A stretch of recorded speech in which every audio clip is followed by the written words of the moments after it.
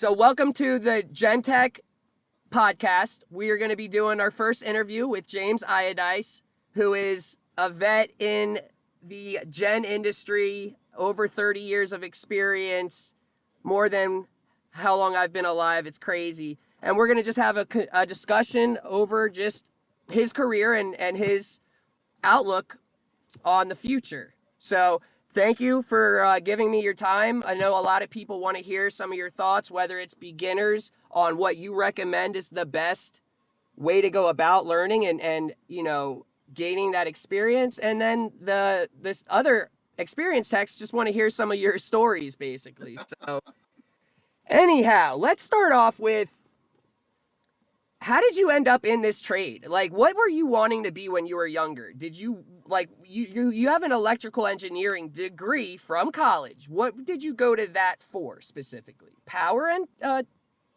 No, power wasn't my first choice. Microprocessor engineering is actually my degree. Interesting. So you did want to work for like AT&T or like one of the Well, carriers. I did. I did I work know for you. Yes.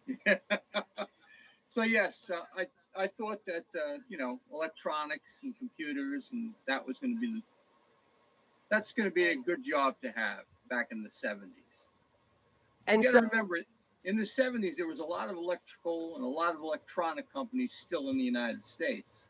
A lot of them had government contracts. The computer industry was in its infancy back then. So there was a lot of good jobs to be had.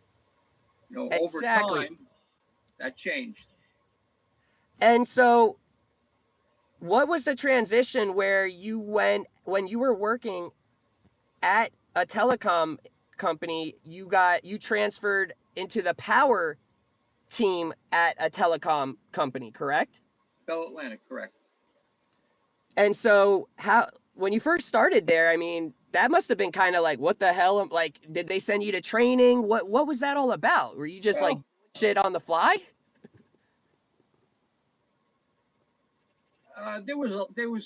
they really wanted you to be trained before you even got there. So, you know, I had experience with generators and power, and they had a ton of stuff. Not only, you got to remember, they also had mobile. Everything on the small trucks back then, they had Onan 6.5 NHDs. And I mean, literally thousands of them, you know. Yeah. The I mean, COs, all the COs back in the day, they had Detroit diesel power. Most of them had Detroit diesel. Some of them had solar turbines, things like that. And as they aged out and the company changed, um, Cat is the new preference now for Verizon. So you'll see now all of the new COs. Well, my experience is New York and New Jersey. So outside of that realm, I'm not sure, but here it's all Cat now. gotcha. Let's say, if you were to do this career over again and you like basically telling someone new in the industry, if they say, James, man, what do you recommend I do? If you were to tell me to go take this schooling or do this to just set me up, I have no mechanic experience or electrical experience. What do you recommend? Should I do a mechanic trade or an electrical trade? What do I? Most of the techs that go out now are most of the companies don't have the money to send them with a senior guy or mom and pop. Like they hire a tech. Oh yeah, I can fix an engine. I fixed this. I did that. Okay, well here's a go out. So you have to come in with some kind of background. I don't think that our industry is going to have them to spend unless you're in a dealership. Dealership's completely different. Send somebody to school. Um, Recently, we have a lot of mom and pops up here. And when I say mom and dealer and decided, hey, you know what? Make my own hours. I'm going to make my own thing. A lot of the mom and pops up here are expert guys. So they come to a point where, hey, now they're making some money. They got 4 or 5 guys. Comes GenServe. Hey, you guys are doing pretty good. We want to buy you. So a lot of the guys started a mom and pop wound up going back to GenServe because they made them an offer they really couldn't refuse. So their clients and add them to their client list, and here we go. They get gobbled up. Yeah. So if you're going to come in the industry, I would suggest that you have diesel experience, maybe, you know, some kind of trade school where you went and you learned, even heavy truck experience. If you came out and you worked on a heavy truck engine, you've got an idea how diesel works, right? It's basically the same Yes, thing. So, all for right, sure. you know, he would be a truck guy. Heavy truck experience is good. You can do engine work. You can go out there. You know if the water pump is bad. You can do those kind of jobs. The back end, that's a whole nother thing. Years ago, you know, you had gauge panel, you had a bunch of, you know, a Murphy panel, you had relays. A lot of relays bad. That relays, it could be a bad diode. There's a small board. You know, it's troubleshooting. It was either it runs or it doesn't. You know, I could jump the relay out. I can make it run. Yes. Everything is computerized. You have an engine ECM. You have generator controller ECM. You go in the switch gear. They have PLCs in the switch gear. It's a little bit more difficult now. And, you know, ideally, if you're at a dealer, they're going to send you to school in their equipment. This is our control panel. Here's the laptop. This is how you connect to it. This is your basic I/O, how you can get through it. You know, a basic understanding. Right? You know, everyone says CAN bus. Right? CAN is control area network. So on the rest of the world side, the speed of CAN bus is Nope. 250K by the second, except if it's MTU. So MTU designed their equipment for marine applications. Everything for MTU can be classified. Okay, so they have redundant cans. Their process bus is 500K by the second. So you go out there and you, hey, I could put a new panel on that Kohler. I'm going to put a Basler panel on it. Okay, it's not that easy sometimes, you know.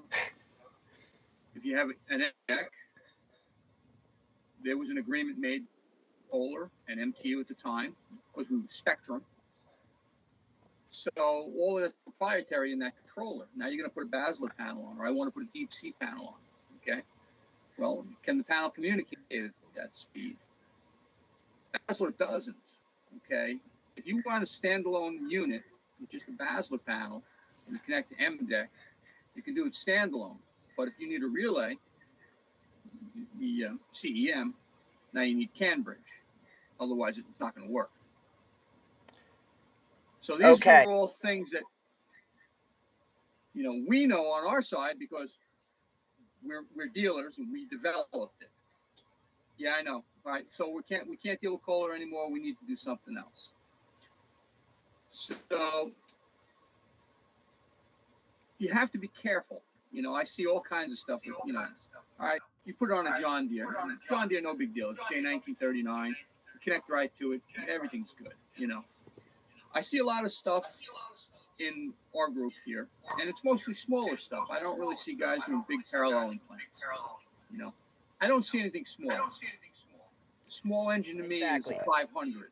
You know, that's That's small. crazy. Yes. Yeah. Yes, yes, yes. You work on all the big stuff.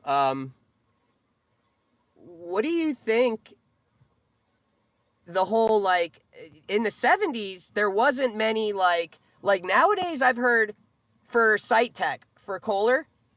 Right. Nowadays you have it like GPS IP track to that program, and you've got to do some two-factor authentication to use the software, or it won't allow you in. They're making things a lot more Well, they're making it proprietary. proprietary. So they took that lesson from John Deere and MTU. MTU is proprietary. You need an actual, I don't want to call it a dongle, but it's actually a hard lock key. When you go to MTU, when you go to school, you pay them, you go to school, you pass, you buy this hard lock key. And this hard lock key gives you access to what you went to school for. So you went to school on the MDEC series of governor, okay? So at the end of the course, you pass, you get this little device, you get diocese, right? Now you can work on MDEC. But that's all. You can't work on ADEC, you can't work on ECU7, you can't work on UNI, right? You can't work on Smart Line, you can't work on Blue Line, you can't work on Colossum because you didn't go to school for that. So each step requires you to go to school, take the classes, to pass the classes and understand it, and then they do that with the dongle. We went to John Deere back in the day, and it was the same way. You went to John Deere, you had to go through their ECM schools, and then they gave you the software, and the software you had to have a connection. You had to have some type of connection because the software, as soon as you connect it to the engine, pulled back to John Deere. Gotcha. Okay, so while you had the ability with John Deere software to do certain tasks on the engine, you didn't have the ability to program. Like you couldn't. Before emissions, we had the ability to change rating and do other programmings. You can change 2 and 3D curves. I can change the speed demand. After emissions, the tier 3 came in. That was now a no-no. So that was a factory download. Okay, and that's the whole idea behind all the proprietary. We've presented this engine with this engine ECM with this fuel map, okay, and it has to make this tier level. So once it makes that tier level, it's a done deal. You can't change it because that's the approved product. So here comes, some guy from somewhere. He's got a copy of, oh, I can change the horsepower on this fuel, or I can do this, or I can do that. We don't want you to do that because the engine was bought for a specific application. It's the same thing when you buy a standby rating, right? Okay, I got a 2 megawatt rating. Well, standby rating with an electronic engine means that 2 megawatt full load, full capacity all the time is only available between 24 and 48 hours before the engine says, hey, you know what? You didn't buy this. I'm derating now down to 1600 because you want to run prime? I'll run prime. But you're not going to get a 2 megawatt rating at prime. Okay, so you can load that engine up to 1600, they'll take it, no problem. 1650? No, we're not doing that. What are your thoughts on, not that, but like for hospitals, if they're using proprietary stuff? Well, so we do actually have tier 4 equipment with the dosing cabinets, the whole deal. I don't believe that should have been included in the tier, and except for hospitals. There's no reason to have it, okay? Things to stop the engine from running. Oh, sorry. Yes. Dosing cabinet's not working. I'm going to derate. Oh, no good. I can't make the emissions. I have to shut down now. You're in a hospital. Exactly. But say it even comes down to, what if it shuts down at a hospital and and something happens to where you don't have the code, and a company that's trying to get the hospital online, like, doesn't that become a liability in a way? Like, more than likely, you'd have to bring a dealer in. Okay, so yeah. you might be, John's hospital generator service. Okay, and for the most part, you can probably do it. Yeah, I got a bunch of old over here. I got a Kohler unit. There's an old Cummins over there, but I've got this tier 4 Caterpillar now because someone decided, well, you know what? We're going to also run off the grid sometimes. So uh, we need a tier 4 machine. We're going to take 1800 kW off the grid, run it on the machine. That's curtailment up here. So there are hospitals, data centers that are on Con Ed's curtailment. In the summertime, Con Ed does not energy for the demand. So in order to keep the job, we curtail. So we'll run, for 8 or 12 hours. What are your thoughts on our grid? Are we screwed for major expansions? What's that? You broke up. Okay. What are your thoughts on our grid in terms of how much more can it support for the future? What's that? The grid. Well, the problem is the plant is existing. The plant in Manhattan is underground. Okay. So getting the power in. So I don't know how many people, your friend Merritt would know this. Okay. So we started transmission up here at 128,000 volts transmission. So we have whatever size wire they have transmission line. Okay. Just say for argument's sake, that wire can do 1,000 amps in 3 okay. At 128K, that's maybe you can run, let's just say for argument's sake, it's 100 megawatts, okay? Well, the demand is now 100 megawatts. The wire can only handle that.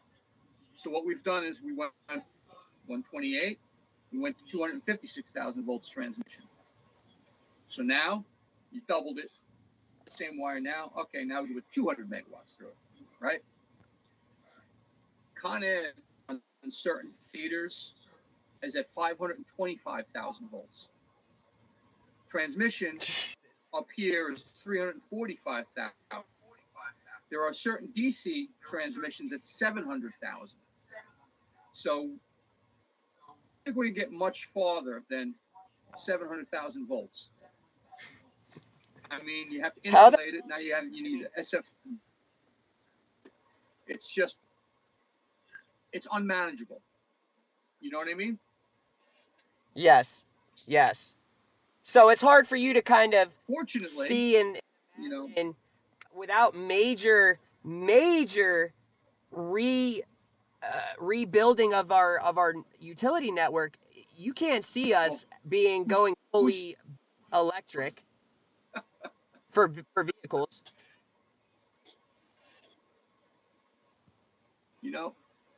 They put more feeders up. They want to put more transmission lines, and doesn't matter where you are. Nope, not in my town, not in my backyard. We're not having that. So it's like I said, we're at 345 here, and when we get to 525, well, we'll see. Okay. Let's talk about if you were starting as a brand new tech, and you were able to choose any company to work at, from what you've gathered in your experience now, what company would you choose?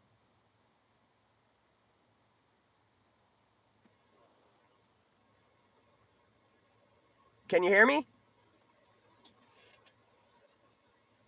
James.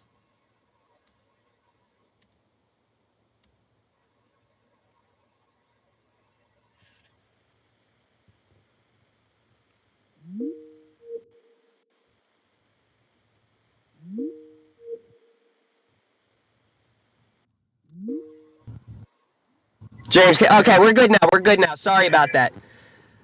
Did you hear what I was saying? No. Okay. If you were a brand new tech and you had the opportunity to work for any company, OEM, factory, mom and pops, who are you choosing? What OEM company? And why are you deciding to go with them? What did they do better than others that you have Well, it experienced? depends on what you want to do. If you want to travel, you know, you might want to work for EMD or somebody like that. It's gonna Who is EMD? Electromotive. It was EMD was Electromotive Division of General Motors. They make the big diesel engine locomotive engines. They also made Were locomotives. those the orange ones? No, that was Waukesha. Waukesha still makes engines. They only make gas engines. I don't think they make diesel anymore. But they're still around. What is the other? What about that other three-letter old ass engine? It's like DME or Well, the old engines would have been, and this is going back. It would have been EMD, Alco, Fairbanks Morris, um, Cooper Okay, I've Bessemer. heard of those. I've seen a Yeah, couple of those. they're still out there. We Okay. still have people running Fairbanks Morris up here. And DM that company you mentioned is available. It's still EMD was around. bought by Caterpillar a few years ago. It's called Progress Rail now. So Caterpillar actually owns them. Interesting. Um, I think there's a lot of things. There's a lot of companies and acquisitions that a lot of the major OEM companies have done that many people don't even really correct. realize. Yeah. If you were You to know? start now, the best bet would be go to a dealer. You're going to get the most education at a dealer. More than likely, you'll have a place of advancement. Just, if you're out in the field for 20 years and your body just doesn't want to do it anymore, you know, maybe you want to be a TC, or maybe you want to go in the office. Maybe you want to schedule. Maybe there's another position in the company you'd like. Maybe you want to be service manager, something like that. The dealer And that would only the happen dealer's going where? to offer you that opportunity. If you're in a mom and pop, well, somebody's got to make the bacon, so that's going to be you. You're You know, right. That is true. Um, what company? And I know it's all it's all an opinion, but which company provides the best training overall? the best training that you can understand is Caterpillar. They have excellent Okay. courses that are meant for the average individual. Okay, so the average tech, they factored all of that into their training courses. That you're not going to fall asleep in the class and you're going to come out and actually learning something. MTU, their courses are more geared for somebody who has a lot of experience or an engineering degree. How many engineering degrees when you growing up going through the trade, were there a lot of engineering degree coworkers or no? Because I don't think there's many nowadays We had a couple of guys, for the a few new. guys, yeah. Okay. And I mean, you did come from where you were using, you did the telecom, where obviously that was the engineering degree, and then the generator, it obviously helps you, but it's not like you need to have that. The telecom is going to be like, we need someone that has a degree in this and this, and Well, no, that's, you know what I mean? you don't need it.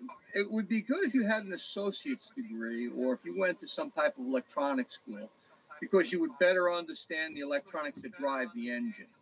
Okay, how the engine ECM works, how that interacts with the engine controller. Got it. Got it. What what do you think we have lost in our trade that that was used to there, and now it's somehow being forgot about, phased out? What has changed? What are you seeing that you're like, oh man, this is not good? This is what are your Well, thoughts on the future? a lot of things have changed over the years. Back in the day, you built a product that was going to last. I mean, we still got Detroit's out there that 40. That's not the case today. We have a lot of electronics on the machine. There are different components that make up that electronic package that may or may not be available over time. I mean, you already see it. Cat went from the two plus, then we went to the 3, 3.1, 3.2, 3.3, 4.1, 1, 4.2. We're at 4.3, which, by the way, is going to be discontinued because they're coming out with a new line of panels. So, Jesus. well, that's just it. How long do things last? So you don't have that longevity anymore. What is the whole reason? If the engine is staying the same for the most part, why are we changing controllers? Is it because they were finding flaws in it breaking too No, soon? Or like, what are the updates for? it just gets to the Money? point where the engine manufacturer may not make that controller. Took Detroit Diesel, for instance. Do you remember D-Deck? Original D-Deck? Yes. That was made by Motorola, right? So I don't know what you're talking about other than the Okay. word D-Deck. I know there's M-Deck, A-Deck. D-Deck was the engine governor. Okay. So the first generation D-Deck, D-Deck 1, D-Deck 2, D-Deck 3, those boxes were actually made by Motorola. They made them for Detroit Diesel. Okay. So there's an agreement in place. Interesting. We're making these products and everything, right? Okay. So things change. All right. So Detroit Diesel, the on-highway division, stayed with Daimler. The off-highway division, which was us, Detroit Off-Highway, MTU, was sold.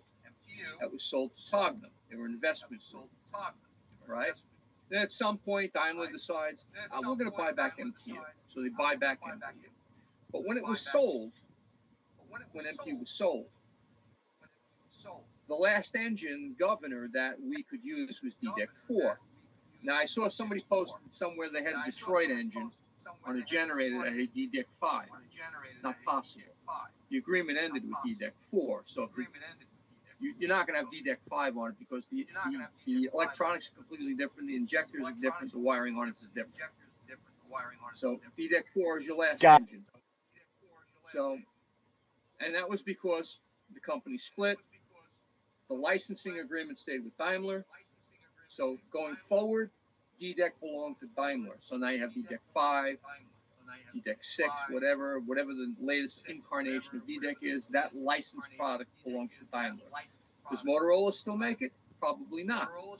They probably have a new vendor that makes that engine ECM. Okay? On the MTU side, MDEC. Okay? MDEC was a joint effort between MTU and Deutsche Aerospace. Okay? So that was an agreement in place there. So later on, what happens to MTU? They're purchased by Rolls-Royce, right? Okay, so Rolls-Royce is a competitor of Deutsche Aerospace. So now you know why MDEC is $35,000 today, right? It's really, how much is it? You need an MDEC, if you need an MDEC, they're running around $35,000. Wow. Special order. Now, you can retrofit your engine. You can put ADEC on it. You can get a wiring harness for the engine, complete wiring harness, get ADEC, and they'll fuel map it for that serial number, and you can put that on. It's a little bit cheaper. 20 grand. Yeah, a little more than that, but yeah. Oh my God. It's so funny hearing you say pricing and stuff because of where you're at in Manhattan area. The pricing is it's way, way different than down here. I think. Well, someone had just posted, what do you charge for a load test? I don't know. What do you charge for a load test? Can I drive right up to it? How big of a load bank do I have to bring? How many cables do I need? Exactly. Okay? You're right. What's the labor rate? Yes. I'm sure the labor rate by you is a lot cheaper than it is here. What do you guys charge labor rate? Dealers now, the labor rate is about $300 an hour. Oh my God. Down here, if I'm not mistaken, I think the high side is like 150, maybe 175, but typically it's like 125, one. you know, honestly, that could be different at a dealer, but it ain't 300, Yeah. that's for sure. What I was told, what I've been told down here from other senior techs when I was at Detroit, they were talking, you know, I saw there's a wall in the lunchroom with 50 training certificates for Yeah. just one person. And you see the date. The date is from 90s and Yeah. 2000s.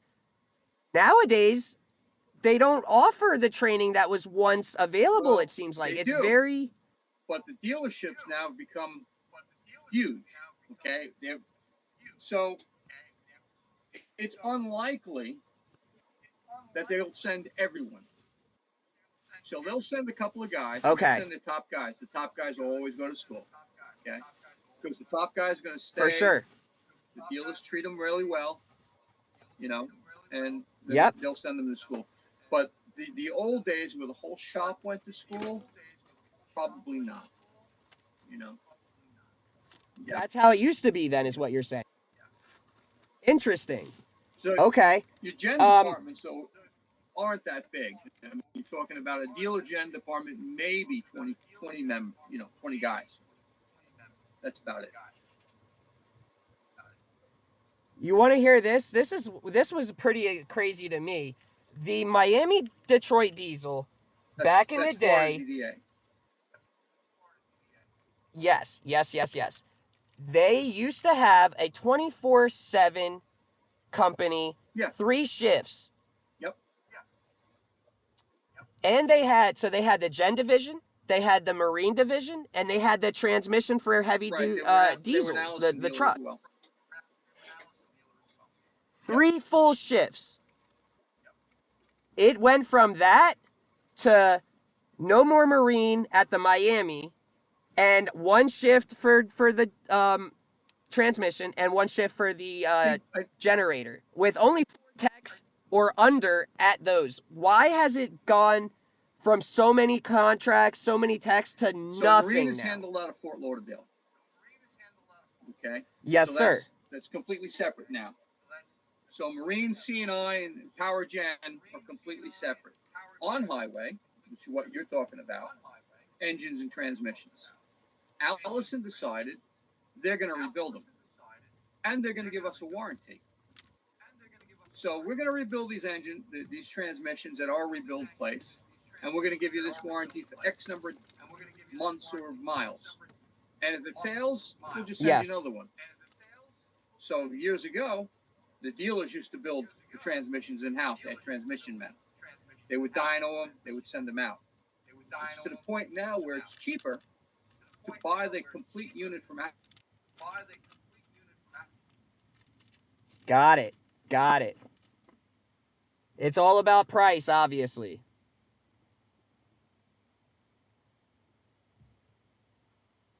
Can you hear me?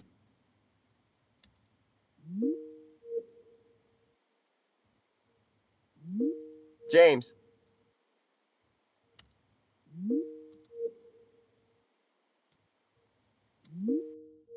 James. Can you hear me? There you are. Can you hear me? Yep. Sorry about that. Yeah. Man, dude, you know what's crazy? Did you hear about the AT&T crap or team AT&T like a week ago where 75,000 phones were disconnected for like No. 8 hours? No.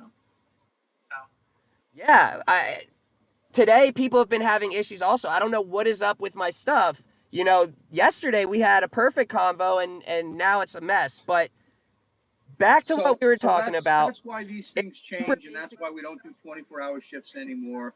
A 24-hour shift at that point was Florida DDA was a factory branch, and the factory said we want 24-hour coverage. We have this program wheel time or whatever the deal is. They were factory branch. They did it. We were a factory branch up here. But that has to also be what I've noticed, and tell me if you agree.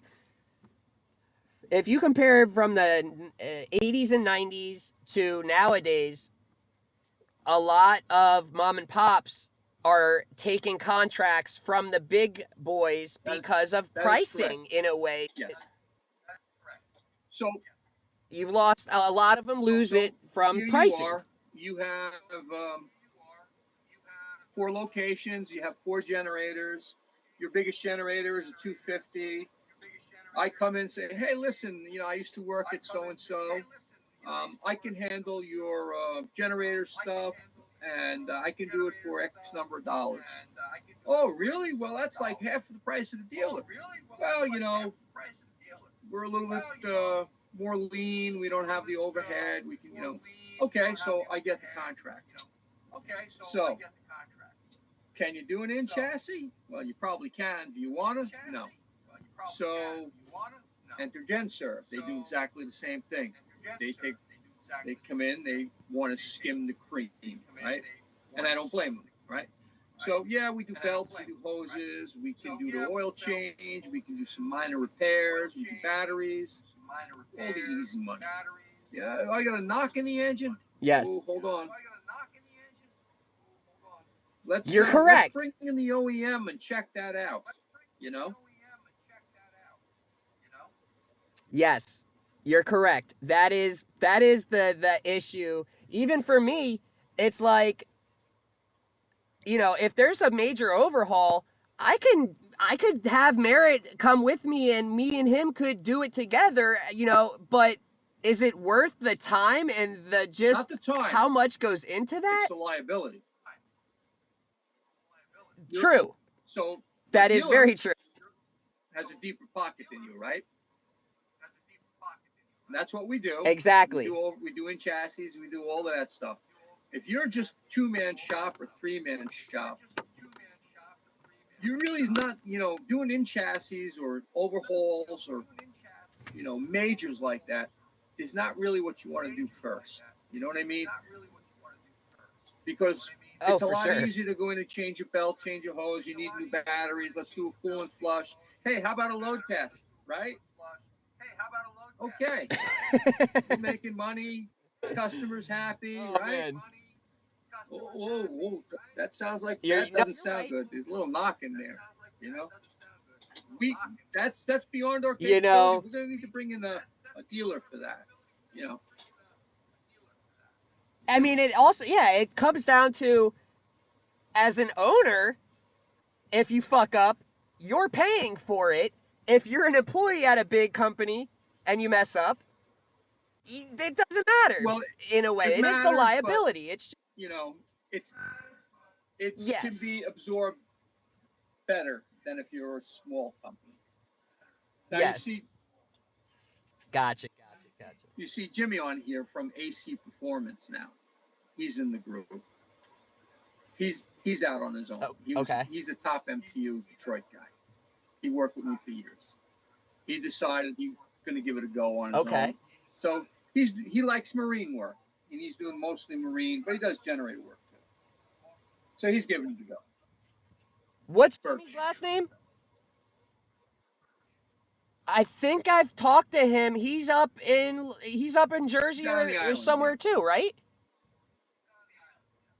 Okay, he actually had called me, very, very educated guy, and was just, I had an issue on a marine unit, and me and him talked, and he, was super helpful. I think I know exactly who you're talking about. Okay, so he worked with you.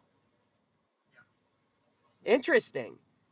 What about the other guy in the group that is Tommy? ADDA? Tommy?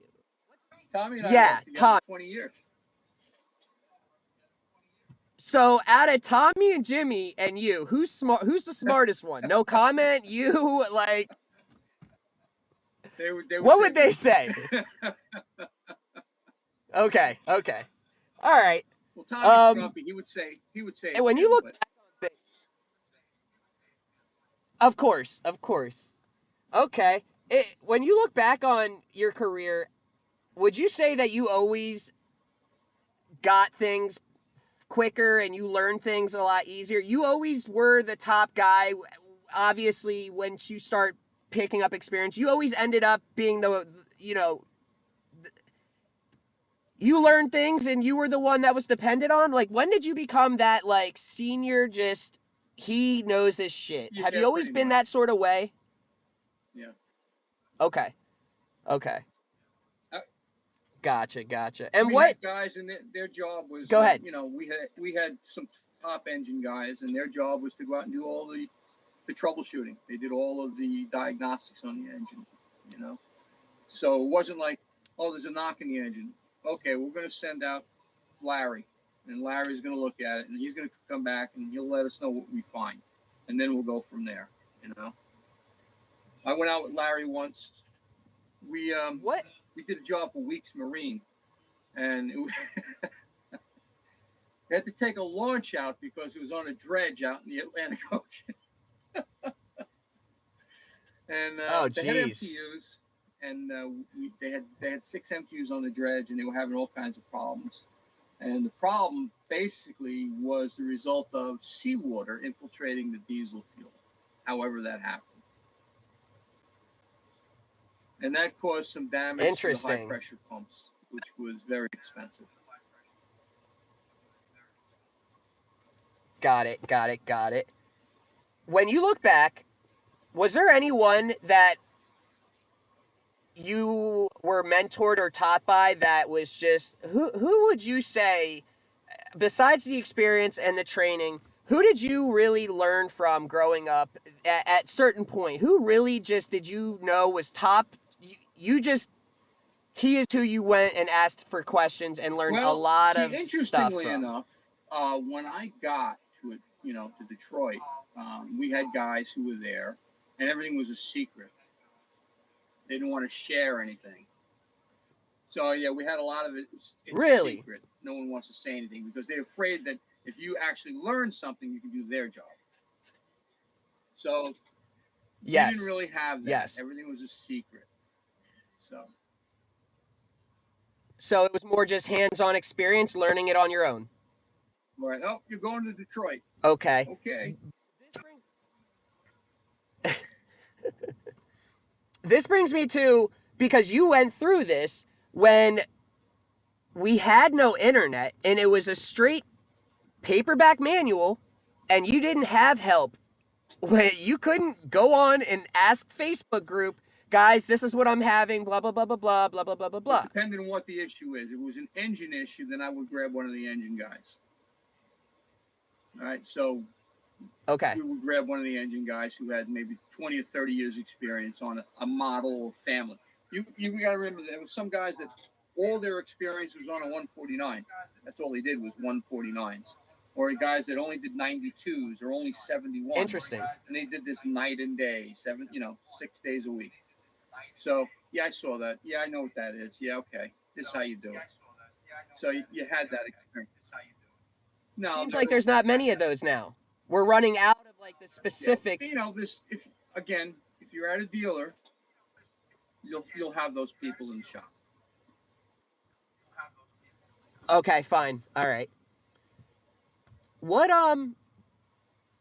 any of the what would you say would be one of the scariest things you've gone through that could have been deadly but it wasn't, or what was the, maybe not you but someone you were working with, what Well, happened, yeah, there was a couple anything of really crazy? disastrous things. We were working in a switch yard. We put a black start in, and they would do. We put What's that? a switch yard for transmission for utility, Okay. and the switch yard had 2 reactors and a transformer, and they were working on one of the reactors, and I don't know how it happened, but they were draining the oil out of it, but the reactor was still online.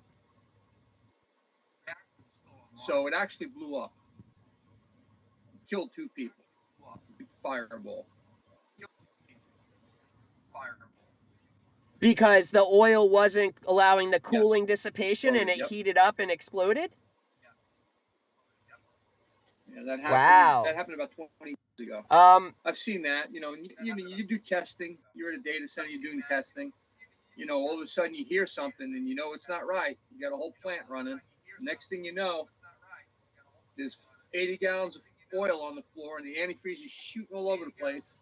And there's the rod embedded in the other engine. Seen that happen. Seen breakers explode. You know. Have you had have you accidentally killed power, or maybe set up a load test that it transferred and exercised under load and you didn't mean to, and you killed power, No, whether it's for a second or not? no, I Have haven't. you ever shut power? We have had guys that have. They've dropped a building. Should I be for these questions? Should I be interviewing Jimmy No, it or wasn't one of or them one of either. them? But we've had that I'm happen kidding. where we send a tech out to do an oil change in a plant, and the machines are running. They shut a machine down, and then you got to restart the test it before you put it back online. Sometimes they don't wait, and they take the other machine off before the other machine's on the bus. Next thing you know, you're in the dark. So it has happened, accidentally, Yes. but it does happen. What was that one thing you were telling about the block? Something, and it hit Yeah, someone. scary. Remember? So we were doing a job What at was American that? Express years ago, and the engine had a knock in it. I wasn't on site for it, but two senior techs went there. Gary's the engine guy. All right, run it. So I said, make sure you idle it before you don't let it go to rated because it's bad. So he couldn't. They couldn't get it to idle. I don't know why they couldn't get it to idle or whatever. But the engine started. It went to rated. He was on the side of the engine. The rod let go. The block hit him square in the chest. He actually took a piece of the block out, knocked it across the room, and it was bad because now you're in a building. You have to call the chief. Now it's an emergency. The fire department has to come in. It was just a big disaster. Oh Yeah. wow! Luckily, And he lived? he wasn't hurt. Luckily, you know. Jesus, Yeah. that's But crazy. we've had other things where okay Um, we're doing a startup somewhere else and they had an oil pressure issue, right? So we didn't wherever they were they didn't have a generator tech there. It was just guys from ASCO. They're running the machine. It keeps shutting down on the oil pressure, but they keep trying to start it instead of saying, "Why is it shutting down on the oil pressure?" Right? So they started one more time and never started again. Went back. There's pieces of the engine on the floor. what With about electronics, you don't runaways? get that unless you're in a. The only time you get a runaway now is if you're in an oil field and there's gas, methane present. You'll get a runaway. The older Detroits would run away Okay. if the rack froze. But they came out with an improved. They came out with a later rack. If you had an Okay. injector that froze, the rack wouldn't run away anymore. They actually had springs on the rack. So they corrected that on the later engine. Okay. So Electronics. The only way they run away okay. now All is right. if you So have a turbocharger failure and the turbocharger fails on the inlet side and you're able to pull oil into the inlet because it'll burn the hot oil. That's a runaway. Then, yeah, basically you're just running for the hills at that okay. point. It's going to be So it's running yeah, away, and because you're no one's going running to try away and take the also. air Then. cleaner off and try and block the air going into it. Yeah, because by the time you get the air cleaner off, it's going to be in pieces Exactly. anyway. Okay. Gotcha. Okay. Are you Yeah, do yeah, you we're have good. a 15 more minutes, or do we I'm got are retired we good? now. Okay. So that's all. I mean, dude, that's awesome, man. I'm like I was saying the other day, it's like they've taken care of you. You put in the time, and that brings us into the whole union versus non-union. So you're union, you're up in Manhattan, and you worked for the what is it called? The something I was an what is operating the branch engineers. called for the union? And what was your That's it. union It's it. called? International Local of Operating Engineers. Okay, no, you were saying Oh, like the League local. 33 That's or just 30 the or local 15. union. So What we was were that? 15. Okay. How long were you in the trades Uh, before you 20 got into the years in local union? Were 15. you I have always in 20 a years in union? local 15.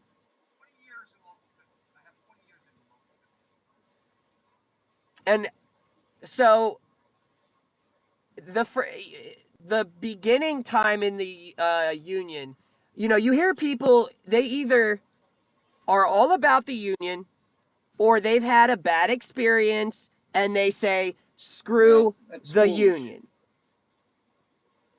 Things gotten That's a better? foolish attitude to have What? because you're never going to get it's working for a mom and pop or a smaller place than you were working for a dealer as a union shop, right? You're going to get medical, and it's going to be a good medical plan. You're going to get a pension from the international. After 20, 25 years, you have a pension besides your Social Security, right? The work environment is going to be much better, all right? No one works unsafe up here, and I mean nobody. There's no reason for it, all right? If I go there and there's an electrical problem, I grab one of the electricians. Hey, brother, come over here. Look at this. Can you do something for me? No problem, brother. I'll take care of it.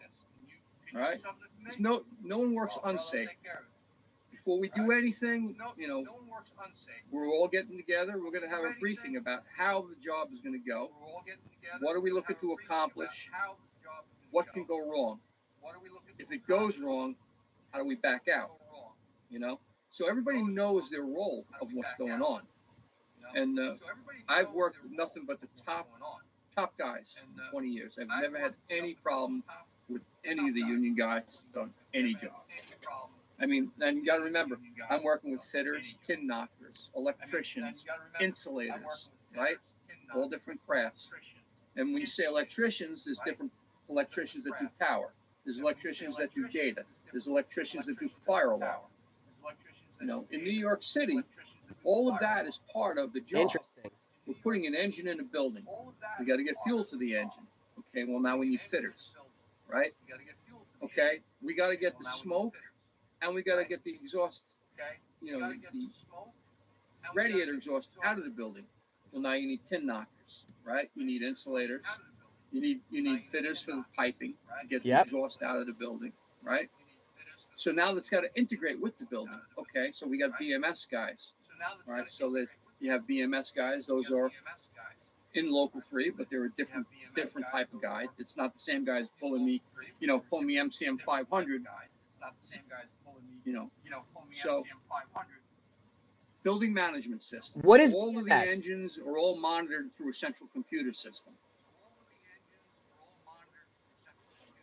Okay. Tell me this. Uh, the thing that I see that makes your guys' work up there just it's better quality. It seems like you have specialized people for Yep. the tasks that are needed. It's not like down here. You know, for example, I've got a job removing a sub base tank, and I got to put the shroud on the Right. radiator exhaust that expels it out. I'm not hiring a tin whatever, but I don't know what I'm doing though either though, and that's just that's Right. what it is down here Well, when there's no so unions, right? you would have an Like, HVAC guy to do that. That's oh, duct work. We call those guys tin knockers, right? Anything that moves air in the building is in okay, a duct. Tin knockers handle that.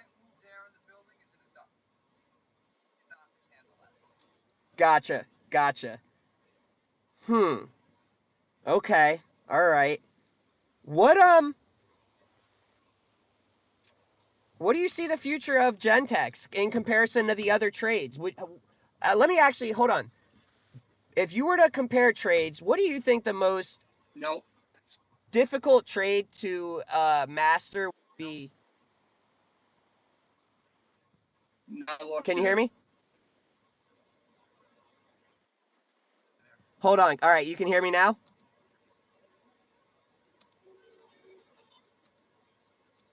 There you go. James. All right, there we are. All right. What would you say the most difficult trade to learn would be? Just in general, like, you know, because what I'm getting at is a generator tech, there's multiple trades. I guess it's different where you're at. You know, you need the engine side, you need the electrical side, you need to know, you know, a bunch of stuff.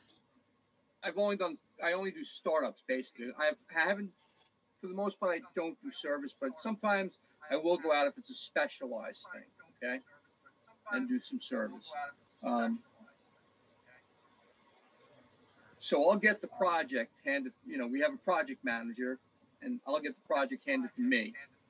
And my job is to make whatever we sold work.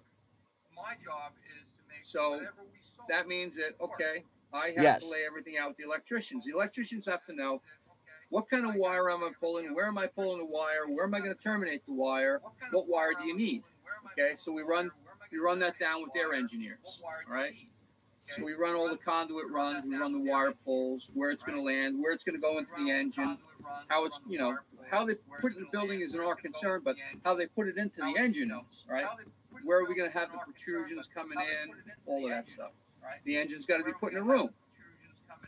The engines are isolators. The isolators have to be set. After the isolators are set, the exhaust system has to be hung.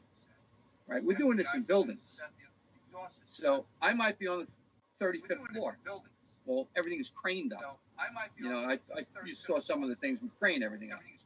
So then we need riggers. Okay, you need riggers to rig up the stuff. Then you have riggers to put the exhaust system in place. Then you have fitters to weld everything, you know? So all of the trades are working together to make this project happen. So with the small stuff, you know, you might have gone to a dealer and said, I need 100 kW with a base tank because I'm going to need it to back up this little pump I got out here, right? So the dealer's going to put that package together for you. They're going to get what base tank your jurisdiction requires, right? Then they're going to say, well, how much money do you want to spend on this? I got this basic enclosure, you know, that's kind of rain tight. I've got a better enclosure that we can put on, you know. I've got a rain proof enclosure, you know. And those decisions are made by, we call that ownership, the person that's buying it. Okay. And there's also levels up here, like, so I represent H.O. Penn up here when I work for them. Okay. That's our cat dealer up here, yeah. H.O. Penn is the dealer you work for. I represent them on the job, but the job was sold to X. So X has an owner's representative that represents them. They have a consulting engineer that represents them. We might not work for them directly because the general contractor is in charge of putting the generator in the building. So the GC has his own commissioning agent. They have a commissioning agent. The city of New York is a third-party inspector to make sure that we're all honest, right? So, yeah, there's a lot of stuff that goes on up here that doesn't happen anywhere else in the world. That's why when I start, you know, and I look at this stuff, I'm like, you know, guys, you wouldn't last 5 minutes up here. See that, and I hear that every time from anyone that's from up north that come down here. They're just like, dude, you guys get away with just everything, and it's not good, you know. Yeah. But we've never seen it any other way, in a way, you know. So and those are the big differences, and you know, like you know, the D rates and everything. By the time a mom and pop goes to that generator, a dealer put that in. So somewhere a dealer purchased that from a manufacturer. That manufacturer could have been Caterpillar, Detroit, Cummins, Blue Star, right? Generac, SPMO, whoever. So they have a dealer. Somebody came and said, this is what I want to do. And someone in their sales department says, well, this is what we have. Will that work for you? Right? Because unless you have an engineering staff and go in with middle, you know, their staff will try and figure out what you need and make it work. You know. Does does this happen where they'll use unions for the install, but then they'll actually use smaller companies for the maintenance and whatnot because of the price difference, or not really? It's this is like nowhere else in the world. If you are in a Class A building, it's union. Okay, the engineers are union. Oh yeah, you have right. Everyone who's working in that building is working on equipment is probably going to be union. Okay, I can't say that that's 100% because that's got it. If it's residential, it could be non-union. Yeah. So you could have a lot of companies that basically could be non-union. Okay. I honestly don't see it, to be honest with you. I mean, even GenServe up here is union.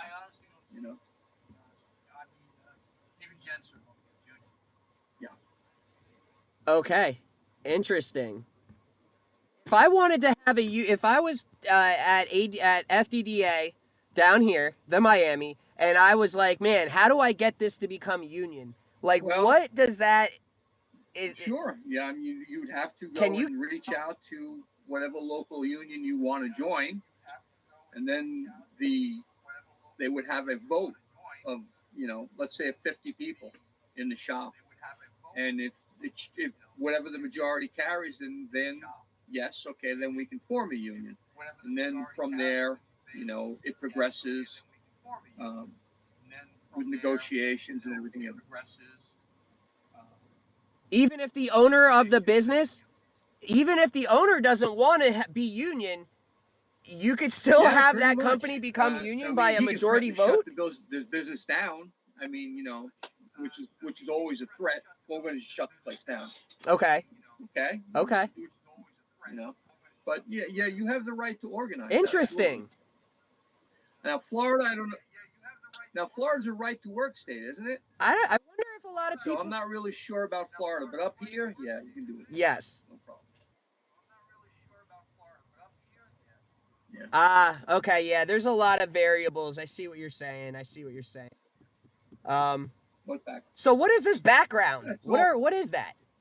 Yeah, my lab. All of this. What are those server-looking things? Is that for like truck talking, no, the radio stuff? I forget what it's called. What is radio station? That you listen to on your car radio. That whole rack right there is, yeah. All of those things? And behind you, those are all your your screw bit, like for electronic parts over there that I can fix any type of. I got all kinds of audio equipment or computers or anything I need. Yeah. Interesting. Okay. One last thing. How big was the transition when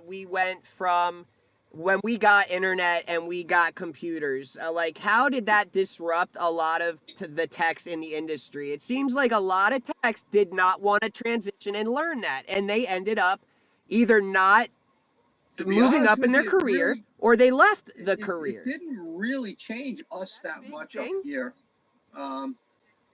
So, the internet happened in the 80s. Okay.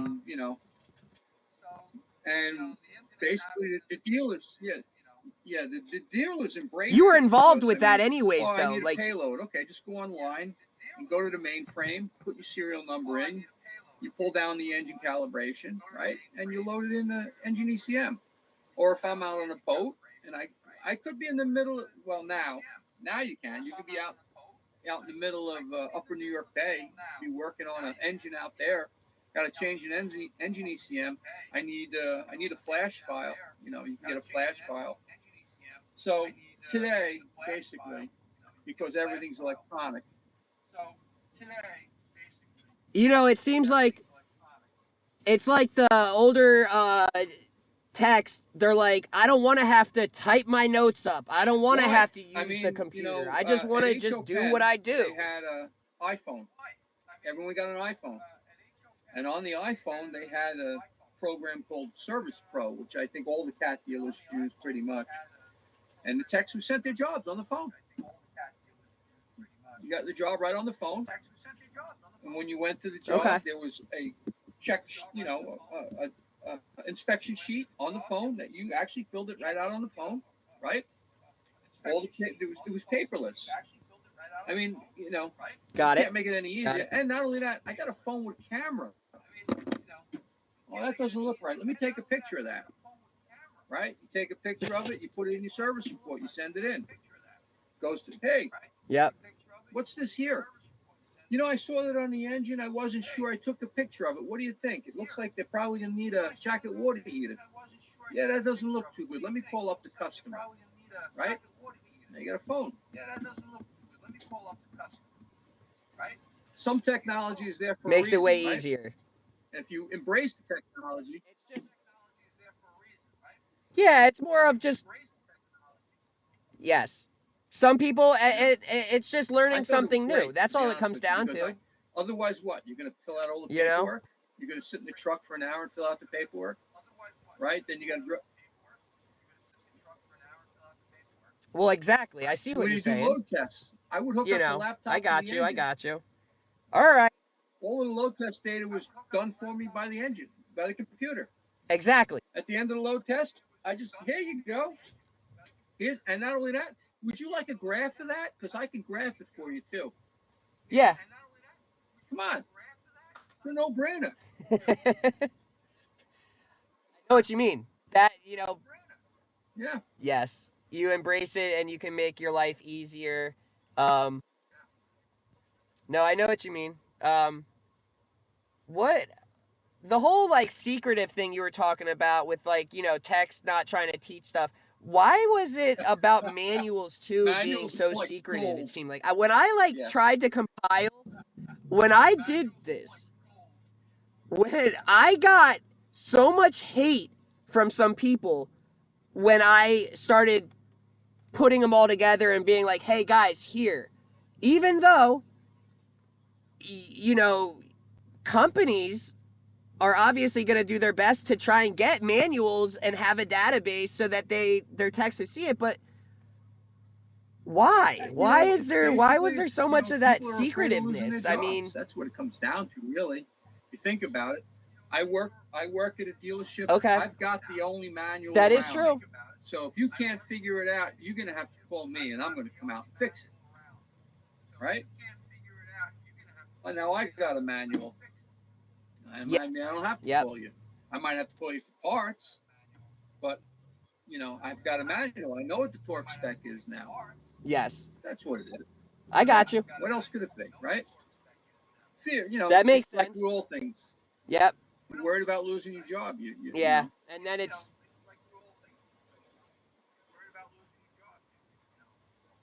well, at least it seems as though that is going to not be a worry anymore with the whole proprietariness. It seems like it's just getting more and more strict. Driving that. That's what's really driving that is emissions. The older stuff, if it's non-tiered, nobody really cares. If it's tiered, yeah, it's a big deal. Yeah. I mean, got it. All right. Hey, I really do appreciate you, donating your time for this. And, I think a lot of people will be excited to just kind of hear about the experience because, man, we need more techs, first of all. We don't, dealers up here and CAT in general, I know they were running a campaign for about a year where they were offering techs to come on board to work for CAT. It was a $10,000 signing bonus.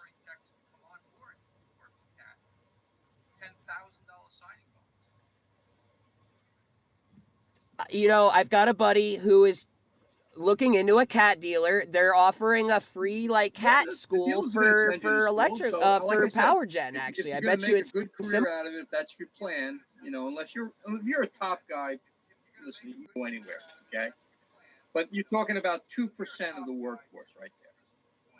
Yes. Right. The rest of the guys, I can change a head. Yeah, I can change a water pump.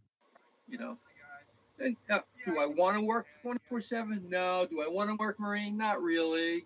So dealership is your best place. If you're gonna make a long career out of it, you want to work at a dealer. You know. Cummins is now they're all factory again. Cummins bought back Got all it. the branches, so they're factory. Um, it's good. Yeah, I don't really have And that's good. much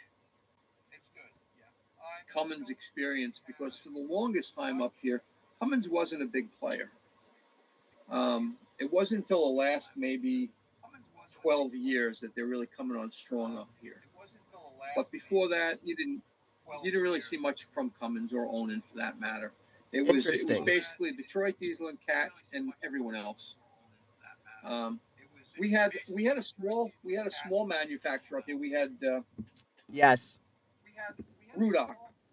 They were a small manufacturer and they were mom and pop, and they actually scored one or two big plants. They did Mizuho down in World Financial. I think they put 6 engines in there, and they used to build the engines right there in their garage. Basically, they'd buy an engine from Mitsubishi. They'd bolt up, and I think they were using Stanford Newage generators at the time. They might have changed to Marathon if the customer wanted it. And they had their own little control panel that they made, in-house. And that's what they were selling. But they sold a number of them. Got it. What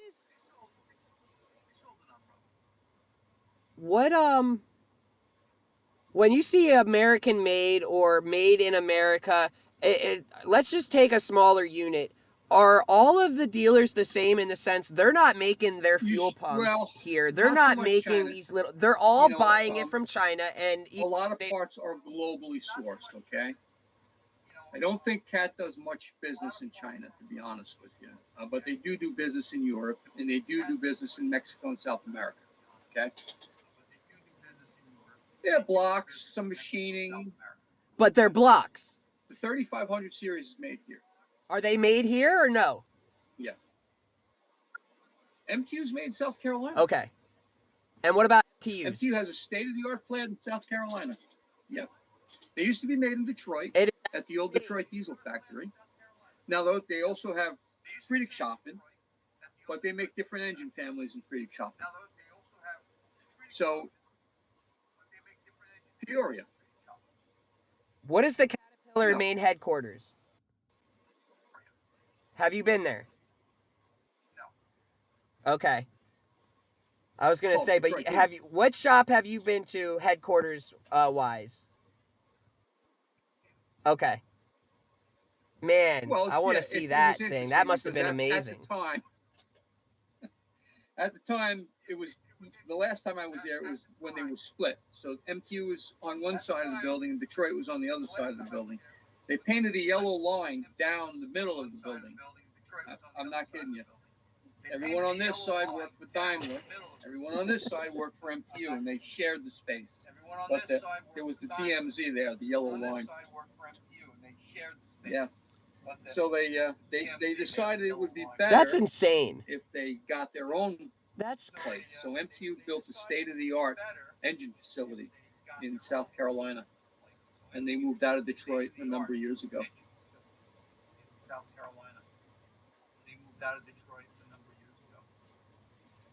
What are you saying technology-wise? Who's got the best technology nowadays? Cat, MTU, Kohler, or Cummins? Engine governors, engine electronics, MTU. Okay. Engine-wise, 3516 is a proven product. It is just a great machine. But that machine's also 40 years old. All right, so now we're up to that. Basically, it's the same machine. Yeah. And now we're making 3 megawatts with it. It's a little scary. It does it, but it's a little scary. It's the largest with a 3516. Is that the largest? 4 megawatt would be a 2175. What's the next size? because it's millions of dollars and you wouldn't see it. Why have I never heard of that engine before? We have a couple up here.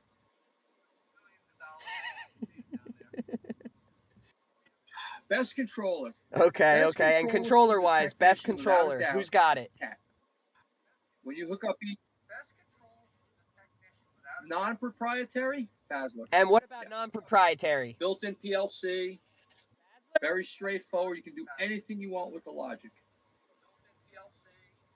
Yes, believe it or not, Cat is using Deep Sea. Have you messed with Deep Seas much? So Caterpillar has a line. I saw something. From the Percapillars. They had the Olympians. Well, Cat needs to compete with the smaller manufacturers too, just like everyone else, right? So they have to make a product that works in that arena, okay? So that's why you saw the Olympian product. All right, the customer would like to buy a Cat, but maybe he can't afford, a 3406. But we have this other product that's similar. It's Cat product. It's nice, and you're buying a Cat. So yeah, but that's what it's all about. I mean, you compete with a lot of no names in that arena. From 20 kW to like, let's just go to 400 kW. Everyone's in the game. You can get an engine from anybody, right? People I've never even heard of, I've seen. Where the hell did that come from? And why would you buy it? Right? Deep Sea is not bad. Thoughts on Deep Sea, though? Cat uses a specific Deep Sea controller, of course, which we're a little proprietary with it. I don't care for the way they laid it out in the machine with the terminal strip and everything. It could have done a little better job with that. But as a product, yeah, it works. It's easy. You got to remember, we started with Basler. But Basler's just customizable. From MTU, right? So that's why I really like that. Exactly. The Deep Sea can do just about everything a Basler can. They have different models for Deep Sea. You can parallel with them. You can add different modules to them. Runs all on CAN bus or Modbus. You have remote enunciators. It's reasonably. It's not bad.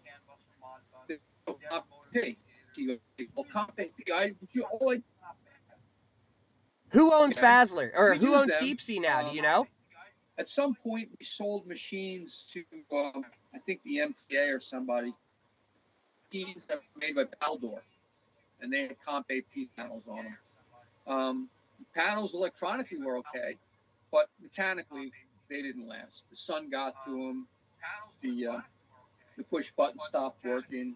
That kind of stuff. No. You know who owns Deep Sea? No. Oh, you're gonna laugh. They just recently bought Deep Sea. Guess who bought Deep Sea? The most renowned generator company out there. They own the largest residential sort of side of things. Who? Who? No, the other one. They bought Deep Sea. Generac. Generac is a non-issue. Generac, well, believe it or not, Cat actually had some Generac products in the line for gas. Yep. I've seen a couple of gas units that were sold that were Generacs, basically. And the only thing was, I think one had a Cat panel on it. The other one had an H panel on it. But they were in bed with them for a short time. I guess they were just feeling them out to see, can you make this product for us? And they were competing against themselves, basically. Generac was now competing against Caterpillar in the same arena, MTU, the smaller machines were all John Deere. I think you got a John Deere up to, I want to say 200 kW was John Deere. After what's that? What's your thoughts on John Deere? It really is. Yeah, it's a great What's your thoughts on John Deere? It's a great product. They are good, right? Yeah. Okay. That's what you hear guys, feel that too way. old, tough I to haven't pass it. seen many Yeah, John okay. Deere Shit issues happens, dude, really. but it holds together and it works. You know, it's a good piece of iron. They've got them out Yes. thousands, hundreds of thousands of them are out there. It's a good machine. Um, and Okay. I have a Kohler. If you had to choose one machine for your house, what residential? I have a Kohler. Yeah. Oh, okay. Oh, What do you, 20 years. how old is the machine? Yeah. Oh, it's an older Kohler then. Yeah. Okay. Gotcha. All righty. All right. I'm gonna Oh, who's up next? because Is I could Eric gonna literally do talk a for podcast? 2 more hours, and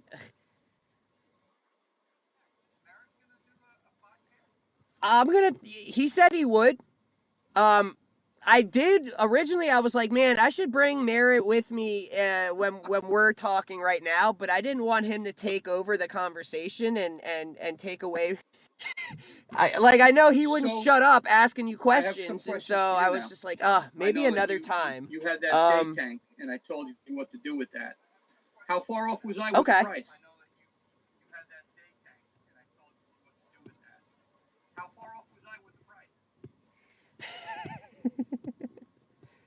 So that was a reason why I was like, your pricing is way different than down here. Just so very off from what I quoted. Right. And the reason is because of the competition. Number one, I, I don't know what I'm going up against. Okay. I quoted him literally. I just sent it for about $17,000, and so that is just it's gonna be using some jacks, Right. some railroad jacks, You only got to two, lift it two. up an We're inch, gonna and you have a just beam block it up and across to hold it in lift it, and we're only position. gonna lift it Take about the this isolators high. off, slide the old tank out.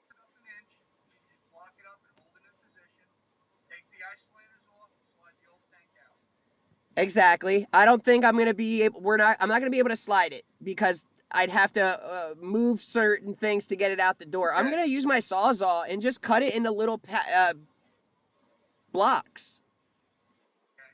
Slide it out. Have the new I beams to make the whole you know what it sits on now. Have a welder come out and then drop it down. Put the new isolators on. I don't know Are they going to what need a base my tank? profit's going to be on this. I don't know if I'm going to talk, I don't know.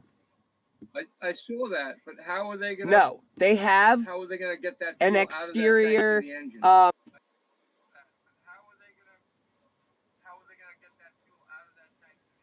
So they have it already set up with that auxiliary tank. They've got Right. it upon. They have it Okay. already set up. They weren't using the base tank that was rusted.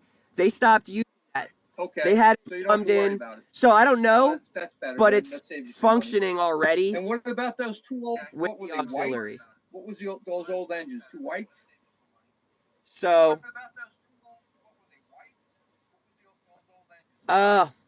so the guy, Oh, Minnesota molding. it was a Mana Yes, something, that's a little Minnesota older than you two. something. Yeah, so that one I didn't get there. Yeah, I didn't. The guy wanted me to send him all of this insurance stuff and have me print his company on there, and I was like, dude, it's late at night. First off, and I was like, man, listen, and so that was gone. Yep. The one job with the transfer switch, the 1600 amp. Right. Remember how you helped me? We figured out and we saw that the guide was cracked, the plastic piece. We put that in, The charging and motor. then you helped me figure out the Yep. and that fixed it instantly. So that was good. I'm about to finish up the one tank that I am completely painting. And that's it. You know, this year, this would be my third year in business. The first year was only half of the year, basically.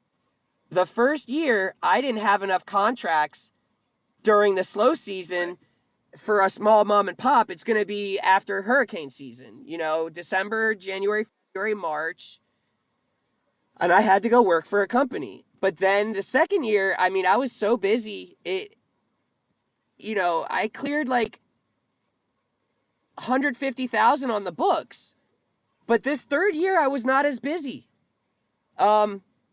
Yeah. I don't know if you've seen me doing the electric vehicle charging station stuff. I actually work doing for Amazon and all that. And I was comparing my monthly statements, and it was like the second year I had like $17,000 months just doing the charging stations. And this year, couple $1,000 months. And I'm like, well, what's the difference? And it's just, they're not complaining as much. You know, if you've got a site of 500 chargers and you're only using 200 of them, right? They were originally calling an emergency call for one of the chargers that they're not even using.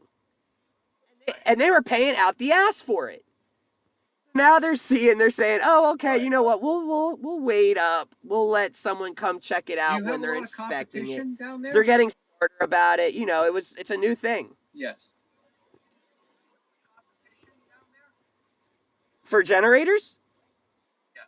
You know what, James? This is what I find crazy. I don't have much competition because, you know, when I first built the business, I was doing industrial at FDDA, and I was like, I'm going to advertise as industrial contracts and maintenance.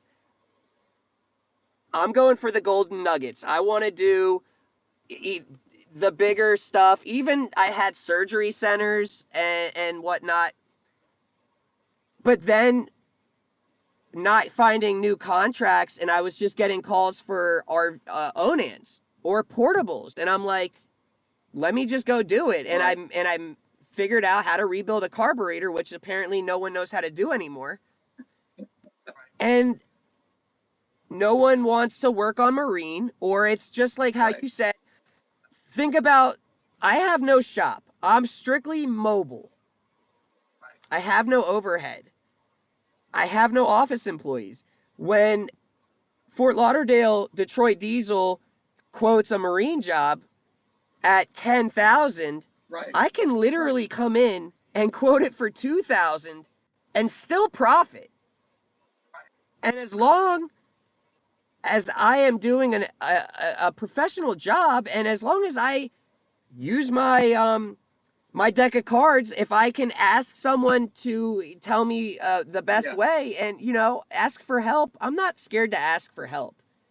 You know what I mean? And people might say, oh, you shouldn't take that job if you don't know how to quote it, or if you've never done it before, you shouldn't do the job. And it's like, well, then how do any other businesses that are starting up do a job? You know, you can't, that's not how you go about it. You just need to, you need to have the people behind you backing you up, mentors that can help you get through it, you know? So I don't have much competition, man. I mean, the one thing that I did that I didn't realize was so important was building up my Google business reviews. FBI building of Margate contacted me. Hey, we searched for generator companies and we filtered out the highest rated companies. You popped up. We're giving you a call. West Palm Beach Sheriff's Office.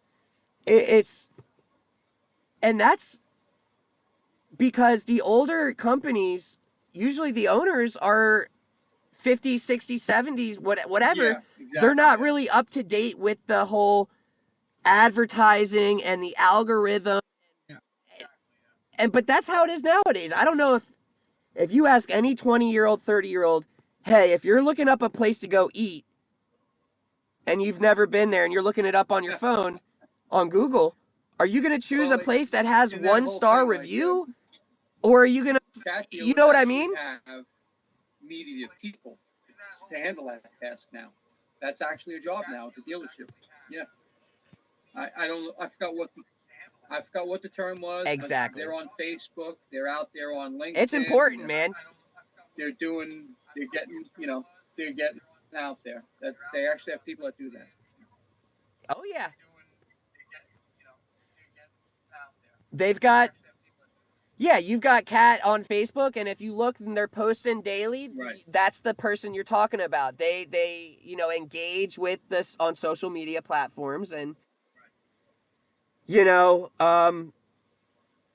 any job. The only issue competition that I would have is getting new contracts in a fast way. I don't advertise because fortunately I'm busy enough with my contracts right now. Truly Nolan, I've got some law firms and I'm busy, but that would be my only thing, is like trying to target more companies and reaching out and just being like, listen, I bet you I could beat your service maintenance plans by a quarter of the price. And then all I use to my advantage. I say, look at my company, check my ratings, read the reviews.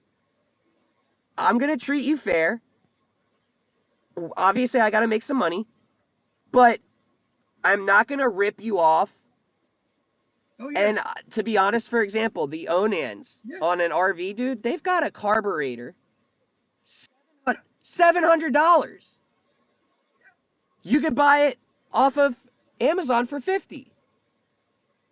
And now you're gonna say, well, Ah, that's Chinese, and actually, some of Onan it is is not Chinese. Chinese. Onan But has then a if big you place really in China. exactly, James.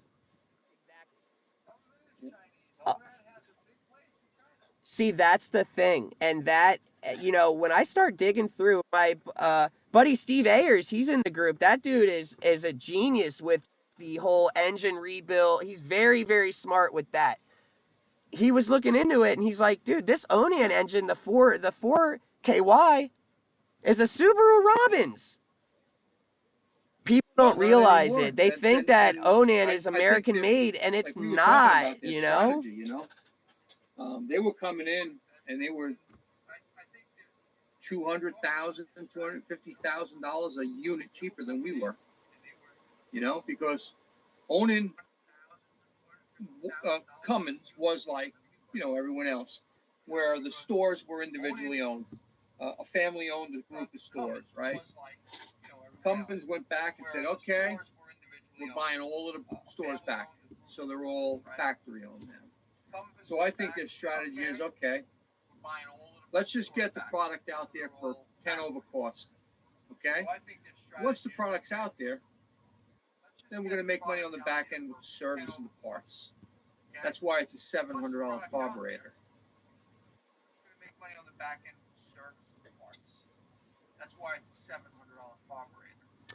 And that is definitely a strategy a lot of companies do, is they sell the gen maybe at a cheaper price, Right. hoping the back end service and maintenance is where they're gonna get their money back in a way.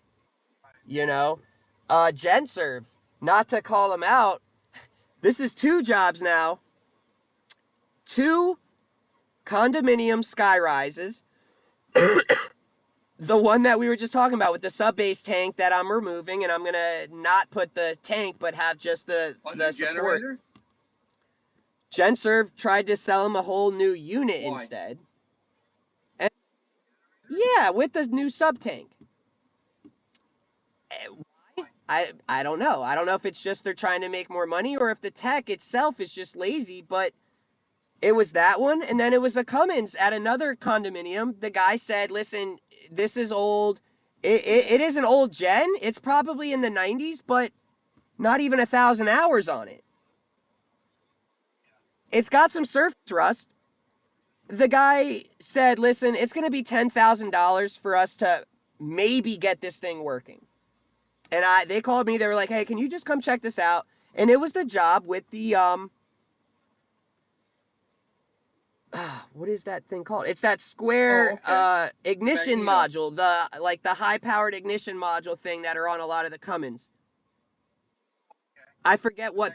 Yes, and that was all that was bad. And so my I was able to charge them like 3 grand, and they were gonna say it's either 10 grand or you're gonna need a new unit, and that's gonna cost you in the hundreds of Right. thousands because it's an old install, and so they'd have to update the install to be up to code.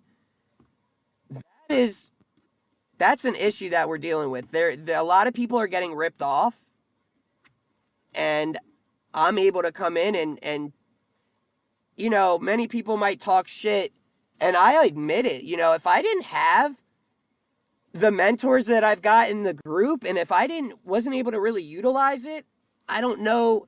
That has helped me tremendously with getting a job done, finding an answer out, and I use that to my advantage as much as I possibly can. And I can work on every single generator in a way, unless I can't connect. Well, I'm not going you to have to deny remember that I'm not going to say, they oh, you've all got a work Kohler. exactly the Sorry, I don't same. work It's on just there's a those. different engine governor and there's a different voltage regulator, but they all work exactly the same. That's what I say.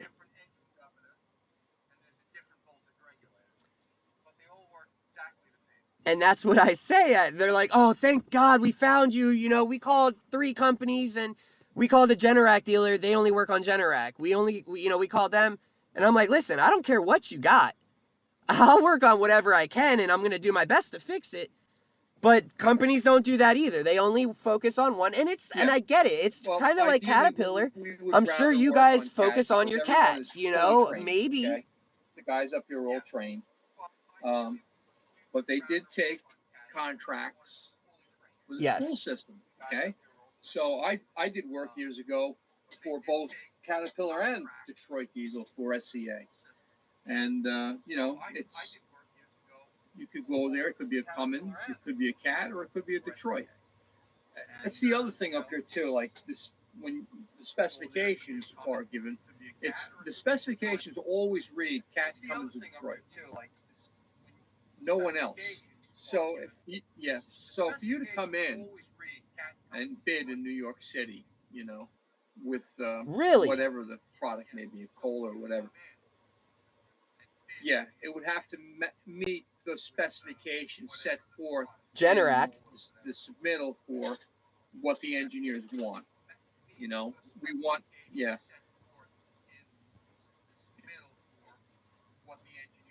No way.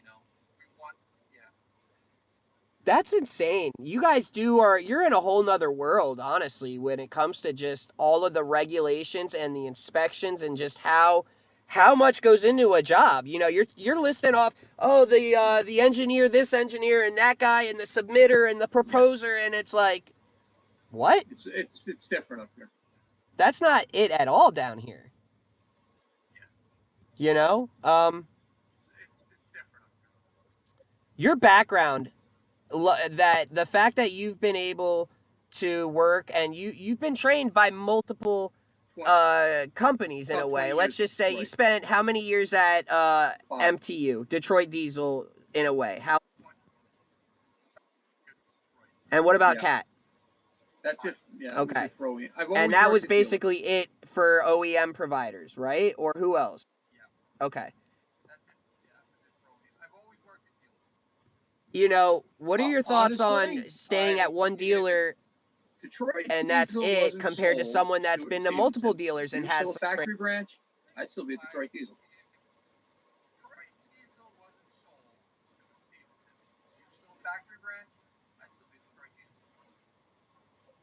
Okay. And see, that brings me also to what I have noticed and why I had jumped around. So I did residential.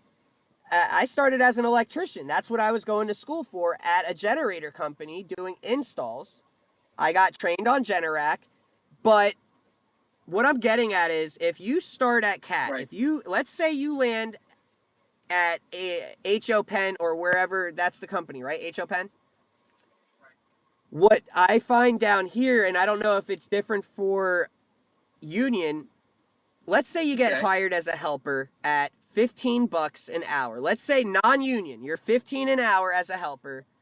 And let's say I'm a helper with you, and you teach me an immense amount of knowledge. I'm hungry to learn, and I'm asking, and I'm literally doing. I'm learning a lot. Okay, your first year as a helper, but I worked with you. You have given me 2 more years of experience in that 1 year, in a way, of like knowledge. And so then let's say you're there for 3 years, and they're hiring techs with 5 years of experience, but you can do more than them in a way. You started at 15 an hour. You go and ask for a raise. Let's say you say, well, you're hiring techs at 25 an hour that I'm doing the same stuff. I would like to be 25. What are the chances that you're at 15 and they're going to bump you $10? I found it to not be, they don't ever do that. They're going to say, well, Yeah. Well, we'll give you that's it. $1 raise, and then That's we'll exactly talk it. about it. That was the union shop. We'll It would talk be about different. it. You know, you have a contract, That's the issue.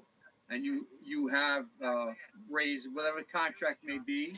You know what your raise is going to be every year.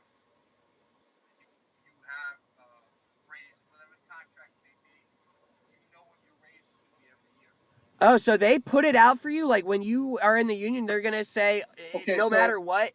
So if you start off as a Like, helper, what if you start off as a helper, you have the though, right to advance and in you the gain. union. And they can't say we're going to give you $1. If you go in there and you prove to them that you can do the job, Okay, that then whatever answers it. that next scale is, you get the next scale. So we call that's like an apprenticeship. You're an apprentice. Okay, okay. And so, got it. And so then that leads me to, so you're not going to typically find in the union, you're not going to find, let's say there's another technician with the same skill level as you working at the union. What would be the difference between your You negotiation can be of paid pay over versus scale. his? Could it Yes. be $10 higher, or is there You can't be like paid pay less. scales? Whatever that negotiated wage is, you can be paid that. But on certain specialties, you can be paid over scale. Yes.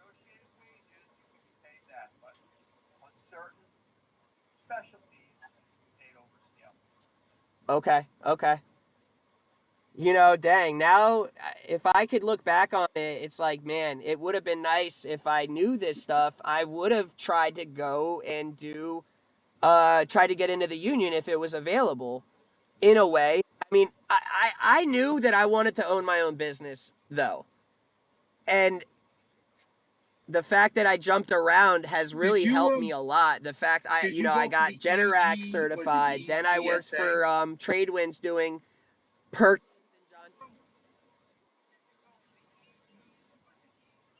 Right.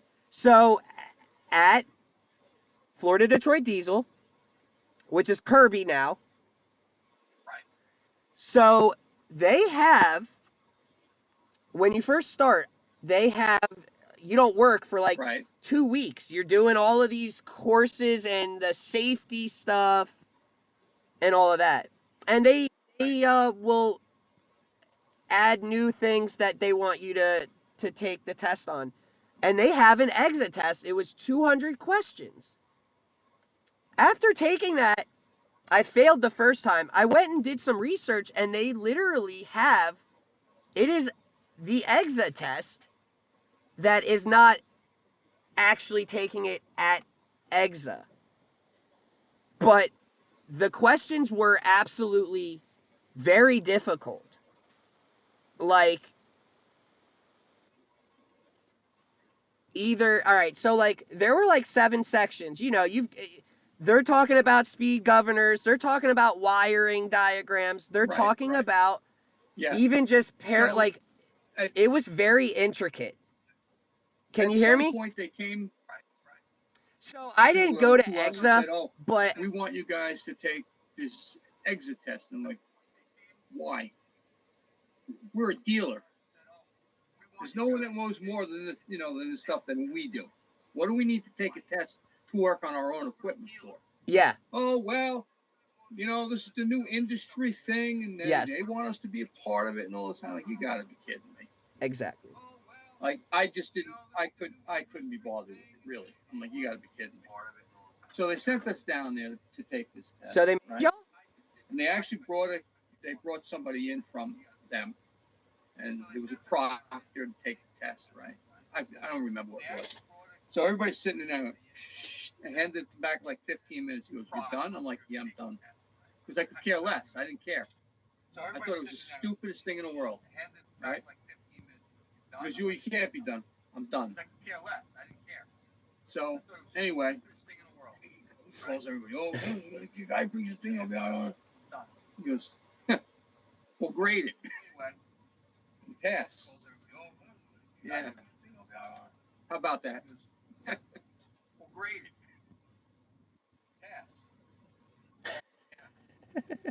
How about that? Man, I, just like you said, I don't know what that has to do with okay, so we anything. want to have Obviously, standardization. It's like going to school. any All right, so I don't have any to go back and retest for my engineering degree. Okay, so why do I got to pay you more money every other year and take another test?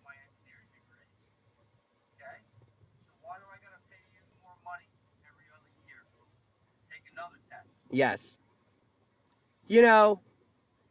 It's more so for the younger guys to see where they truly are at. I think a lot of people lie about what they can do also, in a way. It's kind of just like, all right, let's see what you're really bullshitting on. And now there's something different between the experience side of things. So I might know how to talk about shit, but have you ever actually done it?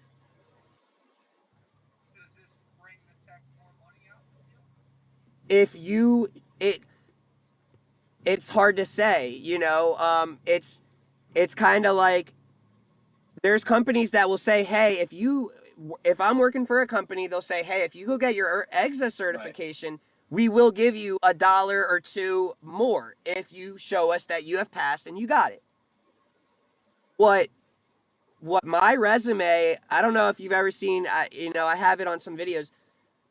Having more certifications, if you are interviewing and there's another guy that's interviewing and y'all are basically seeming like you're at the same experience level, despite your social, the way you can talk and handle yourself in the interview, those certifications is what's going to get you that job in a way versus someone that has no. But that's still,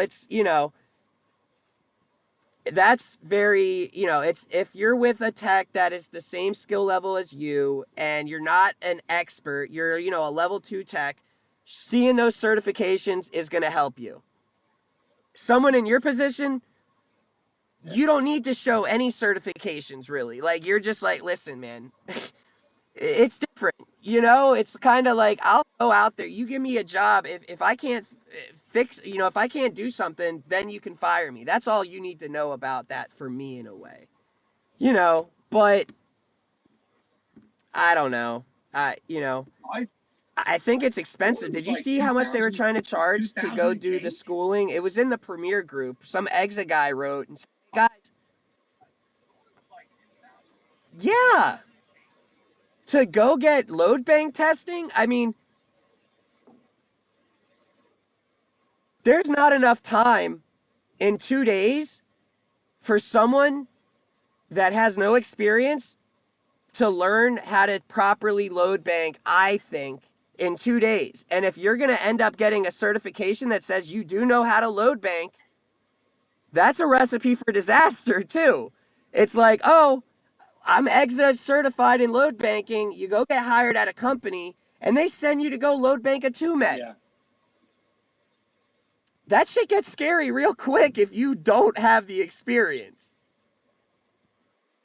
So it's all about, man, there needs to be, I don't know what the industry is trying to do. I know we're a small industry.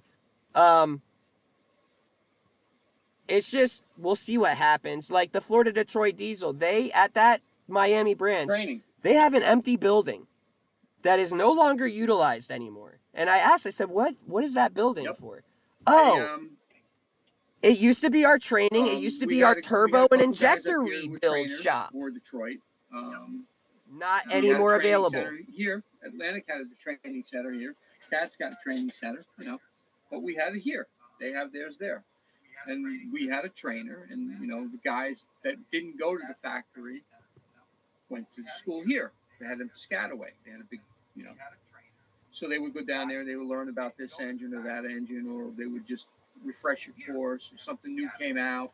That was all done in house. They had in-house training. S&S kind of took that away. And Kirby ended it. Money. Yeah, money. They think that the guys are going to walk through the door with all Money? the certifications, ready to work, and they're going to pay them whatever they're going to pay them. You Nobody's know, walking through the door anymore. That's the problem.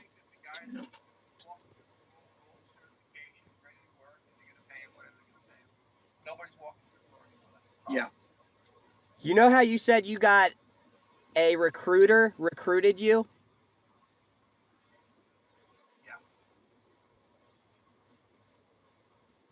Recruiters is another thing that got me. So it's funny. At Florida Detroit Diesel, I got a recruiter got me the Not job. bad. And I was making 32 an hour at Tradewinds. And he, yeah, not bad for, not the amount of years and stuff.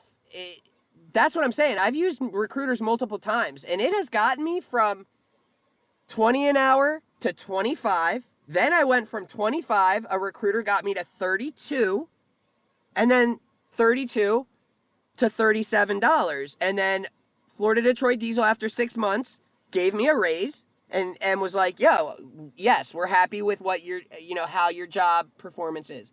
But if I wouldn't have used a recruiter, if I would have gone to Florida Detroit Diesel and I was making 32 an hour at Tradewinds and I went to go talk to Florida Detroit Diesel, if I wouldn't have, number one, if you were honest and you were like, well, I'm making, around $30 to $31, $32, I would need more than that. They can negotiate. You a will lot better than you only can. get $1 or $2 more in a way. Yeah. Yes. They sell you Yeah. right away. They say, do not open your mouth. If they ask about your pay, you say, the recruiter's handling that. And, it sucks because it's either you've got to know that you deep down can do what you're saying that you can do, and you know what you deserve pay wise, and you got to lie about it. Like, that's the thing. It's like if I worked with you for 5 years, I could learn 10 years worth of knowledge with just what you share with me and being on the job in a way. But if you're honest about it and you say, I've got 1 year experience and I'm making 20 an hour, but I can do this, this, and this, I want 30 an hour, you're not getting it. It's the same ASCO guys you work with, the same guys you saw out in the field. So everybody knew everybody, and you've done 100 jobs together. So, and now we're all getting to the point where we're all retiring. So the new Jedis have to come in now and take over.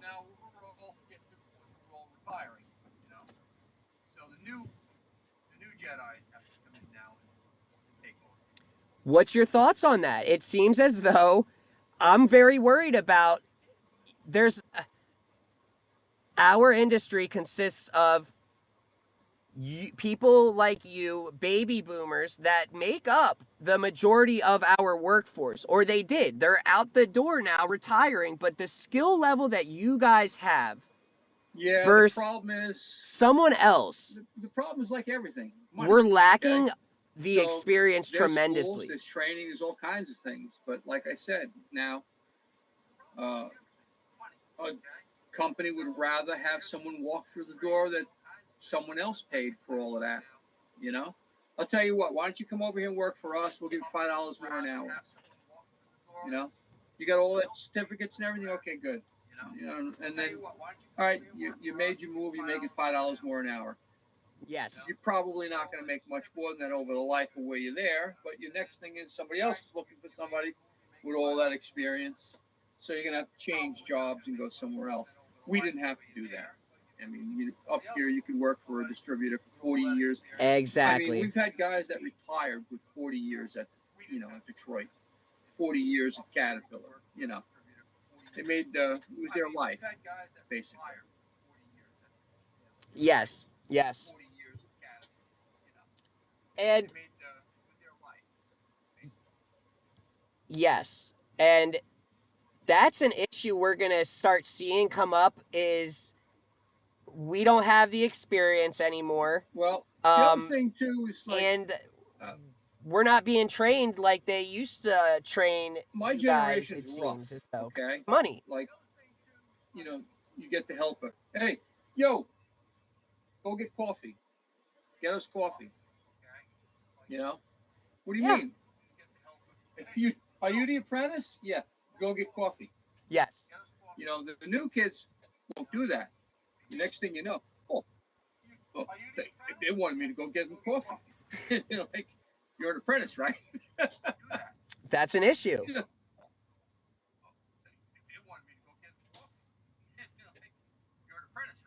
I was gonna ask you. I was gonna say, what do you? what pronoun do you identify as, James? Like, so you hear that that's shit? a problem too.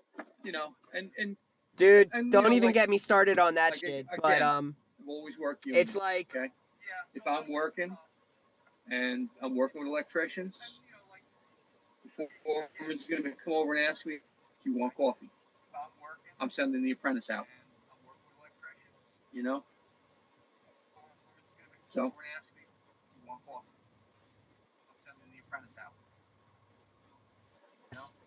Yeah, it's just gotten it soft as a whole, as a nation. It's I just will tell you things, this though. Like I said, and we'll see. I think honestly, coming in as apprentices in a 10-year, they'll make a good career out of it.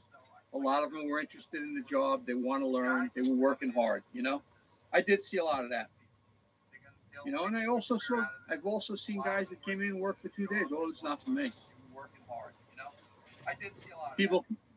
Okay. Yeah, people came in. Oh, what do you mean I got to work late? What do you mean I got to work on the weekend? What do you mean I might have to take the ball out? Hey, and that's fine. Oh, I don't know. That's not for me. Okay.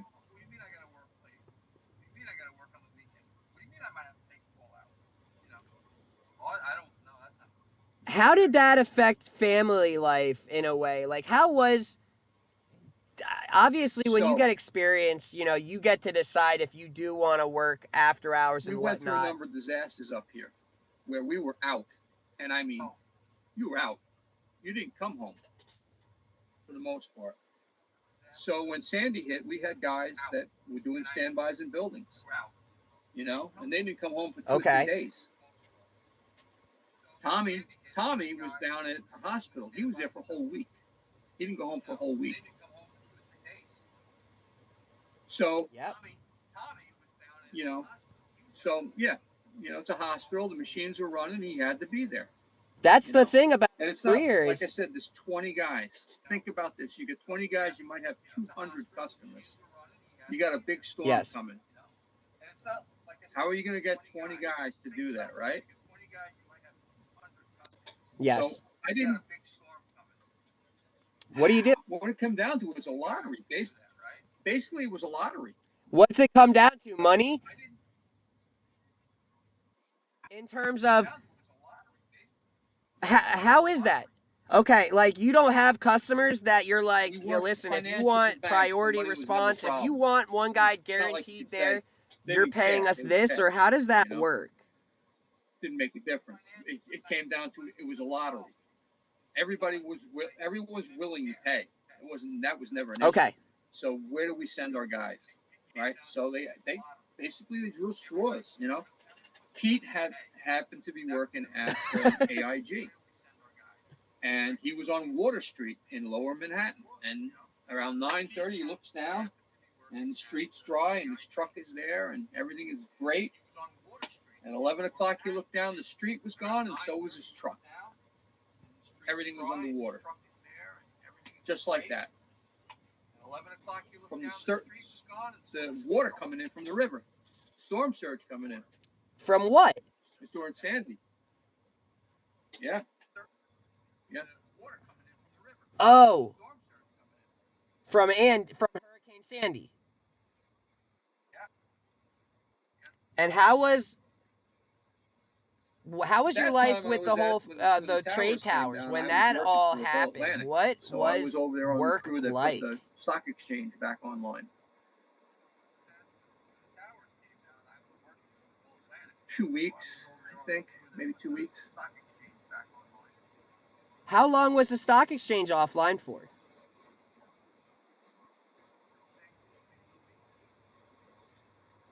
Man, the stuff you guys have gone through, actually, there's just so much stuff that has caused the way that you guys run things now Sandy as a state in New York. Lower Manhattan. I mean, it was, it was bad. You'd never thought that the water would come up that far. Bloomberg had their data center on West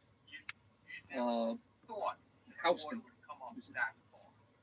and the water was 4 feet in the lobby. So, when it came up, like I said, Lower Manhattan, if you're in a financial district, it disappeared. Wow. It was just gone. Everything was underwater, And then, they're all financials, So after the shock and awe was over, now what are we doing? We've got to, the water receded, we got to do something. There was rental generators coming in from everywhere.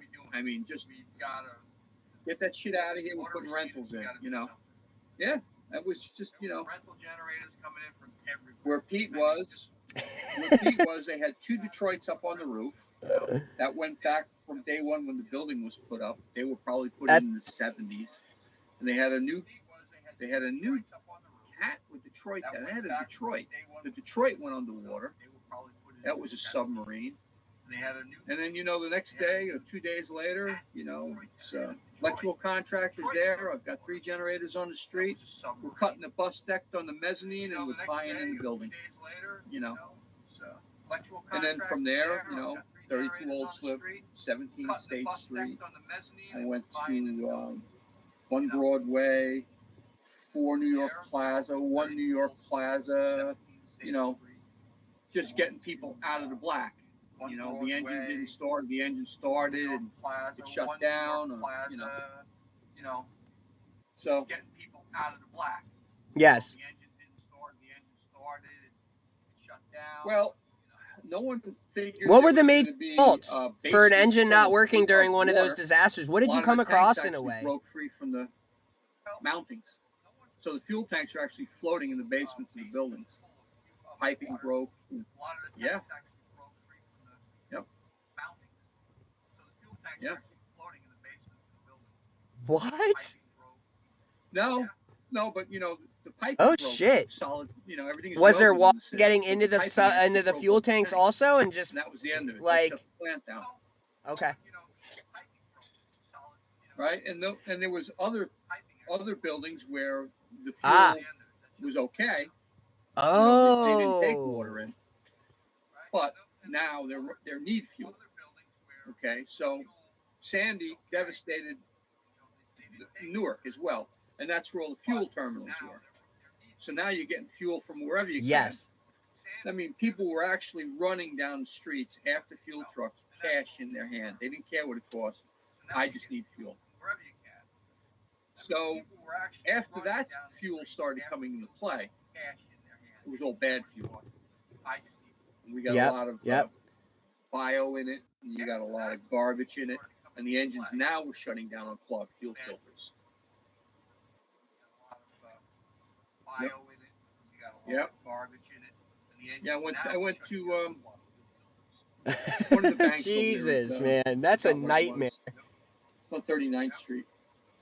They had 2 new Detroits, and they went, double ray cores, double sets of everything. Everything was redundant.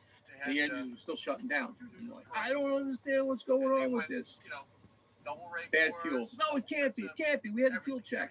I'm telling you, it's bad fuel. I don't know. It can't be. Let's cut the fuel filters open and see who's right. No, it can't be. It can't be. So we cut the fuel filters open. They're full of slime. And they go, I don't understand. Yeah. Yes. You don't understand. Where do you think your fuel came from? Your fuel came from anywhere, dude. I said, Newark is underwater. Everything here is underwater. You think they're not going to sell you that crap? Your fuel came from anywhere, dude. I said, Newark is underwater. It was HSBC. That was the bank. You think they're not going to sell you that crap? Yeah. That brings me to...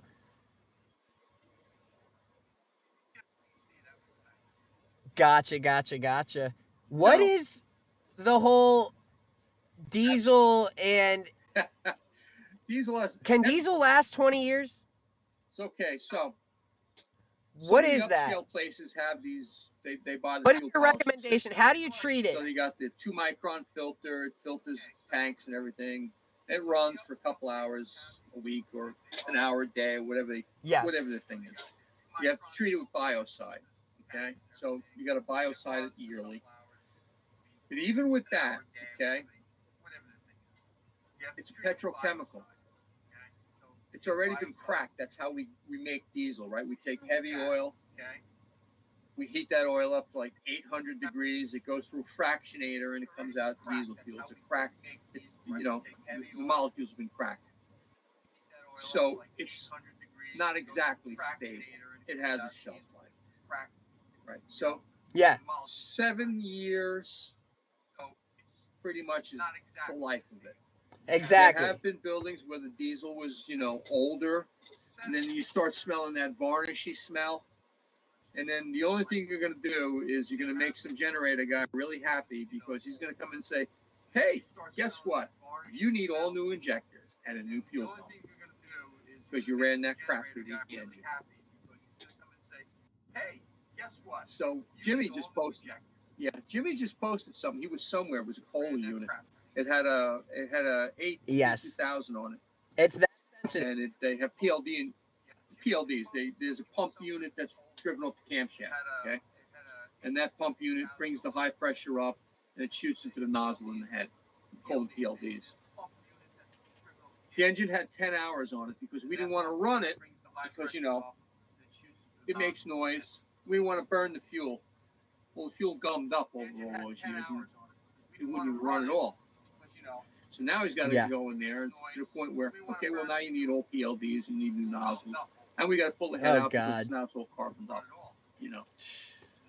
So I think he just put it back together, but that's the other thing, too. You got to run the machine. You want no more than 7 years. Yeah, no more than 7 years. It doesn't matter how well you treat it. Eventually, you're going to get to the point where it's going to break down molecularly. You're going to get some type of bio in it, or it's just going to disintegrate into another thing, mostly shellac and turpentine.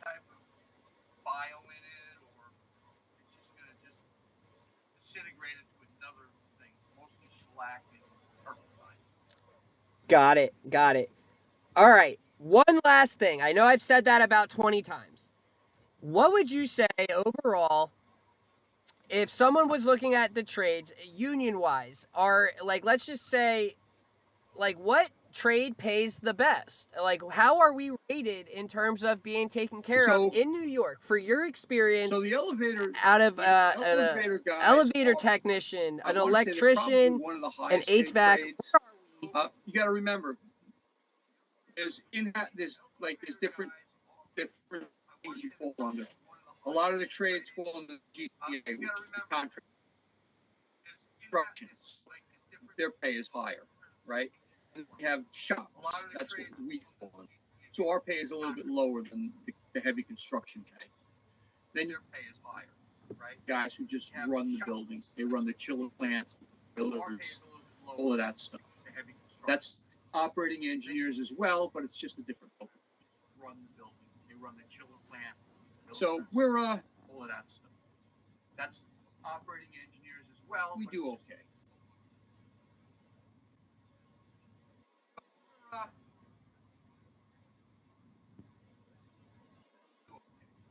That's crazy. Because you can't tell me, I mean, doing okay, I mean, it depends on the person, but you can do very, very, very well in this industry if you play your cards right. 62. No, 62 is You know? Everyone I mean, you retired retired early, right? What's the typical age for retirement? 65?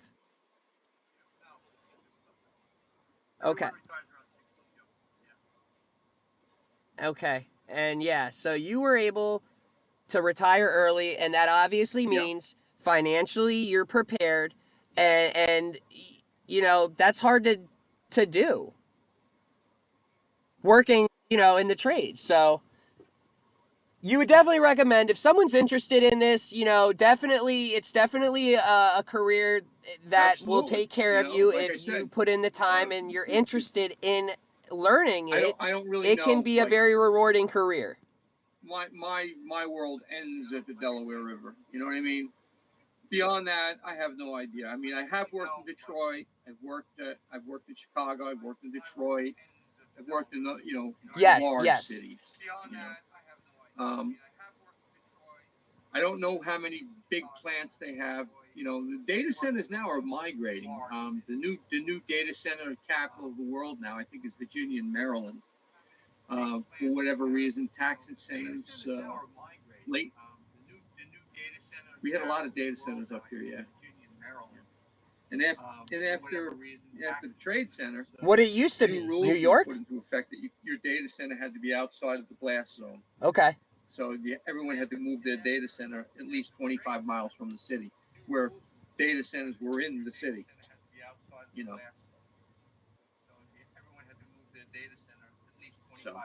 So there was a migration after 9/11. Ah, that's a nightmare. So now, I don't see like Google is here in the city, but they have a data center. Gotcha.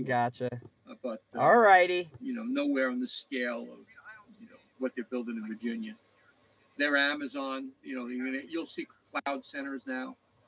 Out in probably out in like Utah and Nevada, places like that, where it's a lot easier to cool it. But you'll see cloud data centers there and big machinery. I think there's a couple guys in the group from California. They work at a couple cat dealers out there. They've probably done a couple of big paralleling plants. I think there's a couple guys in the group from California. They work at a couple cat dealers out there. They've probably done a couple of big paralleling plants.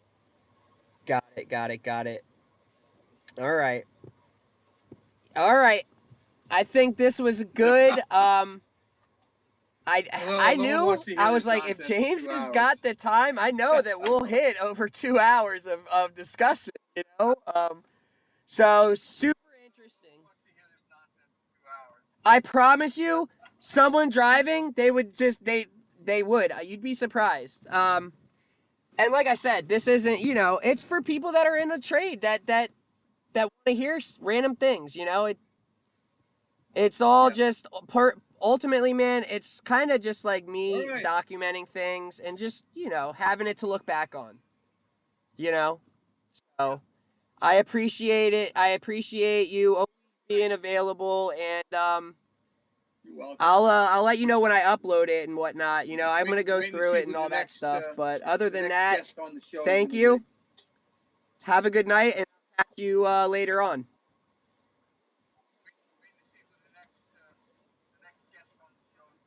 I will, yes, I think it might be Merritt. We'll see. I don't know. We'll have to see. It might just be you and only you. No. I'll let you know. But hey, thank you so much, man.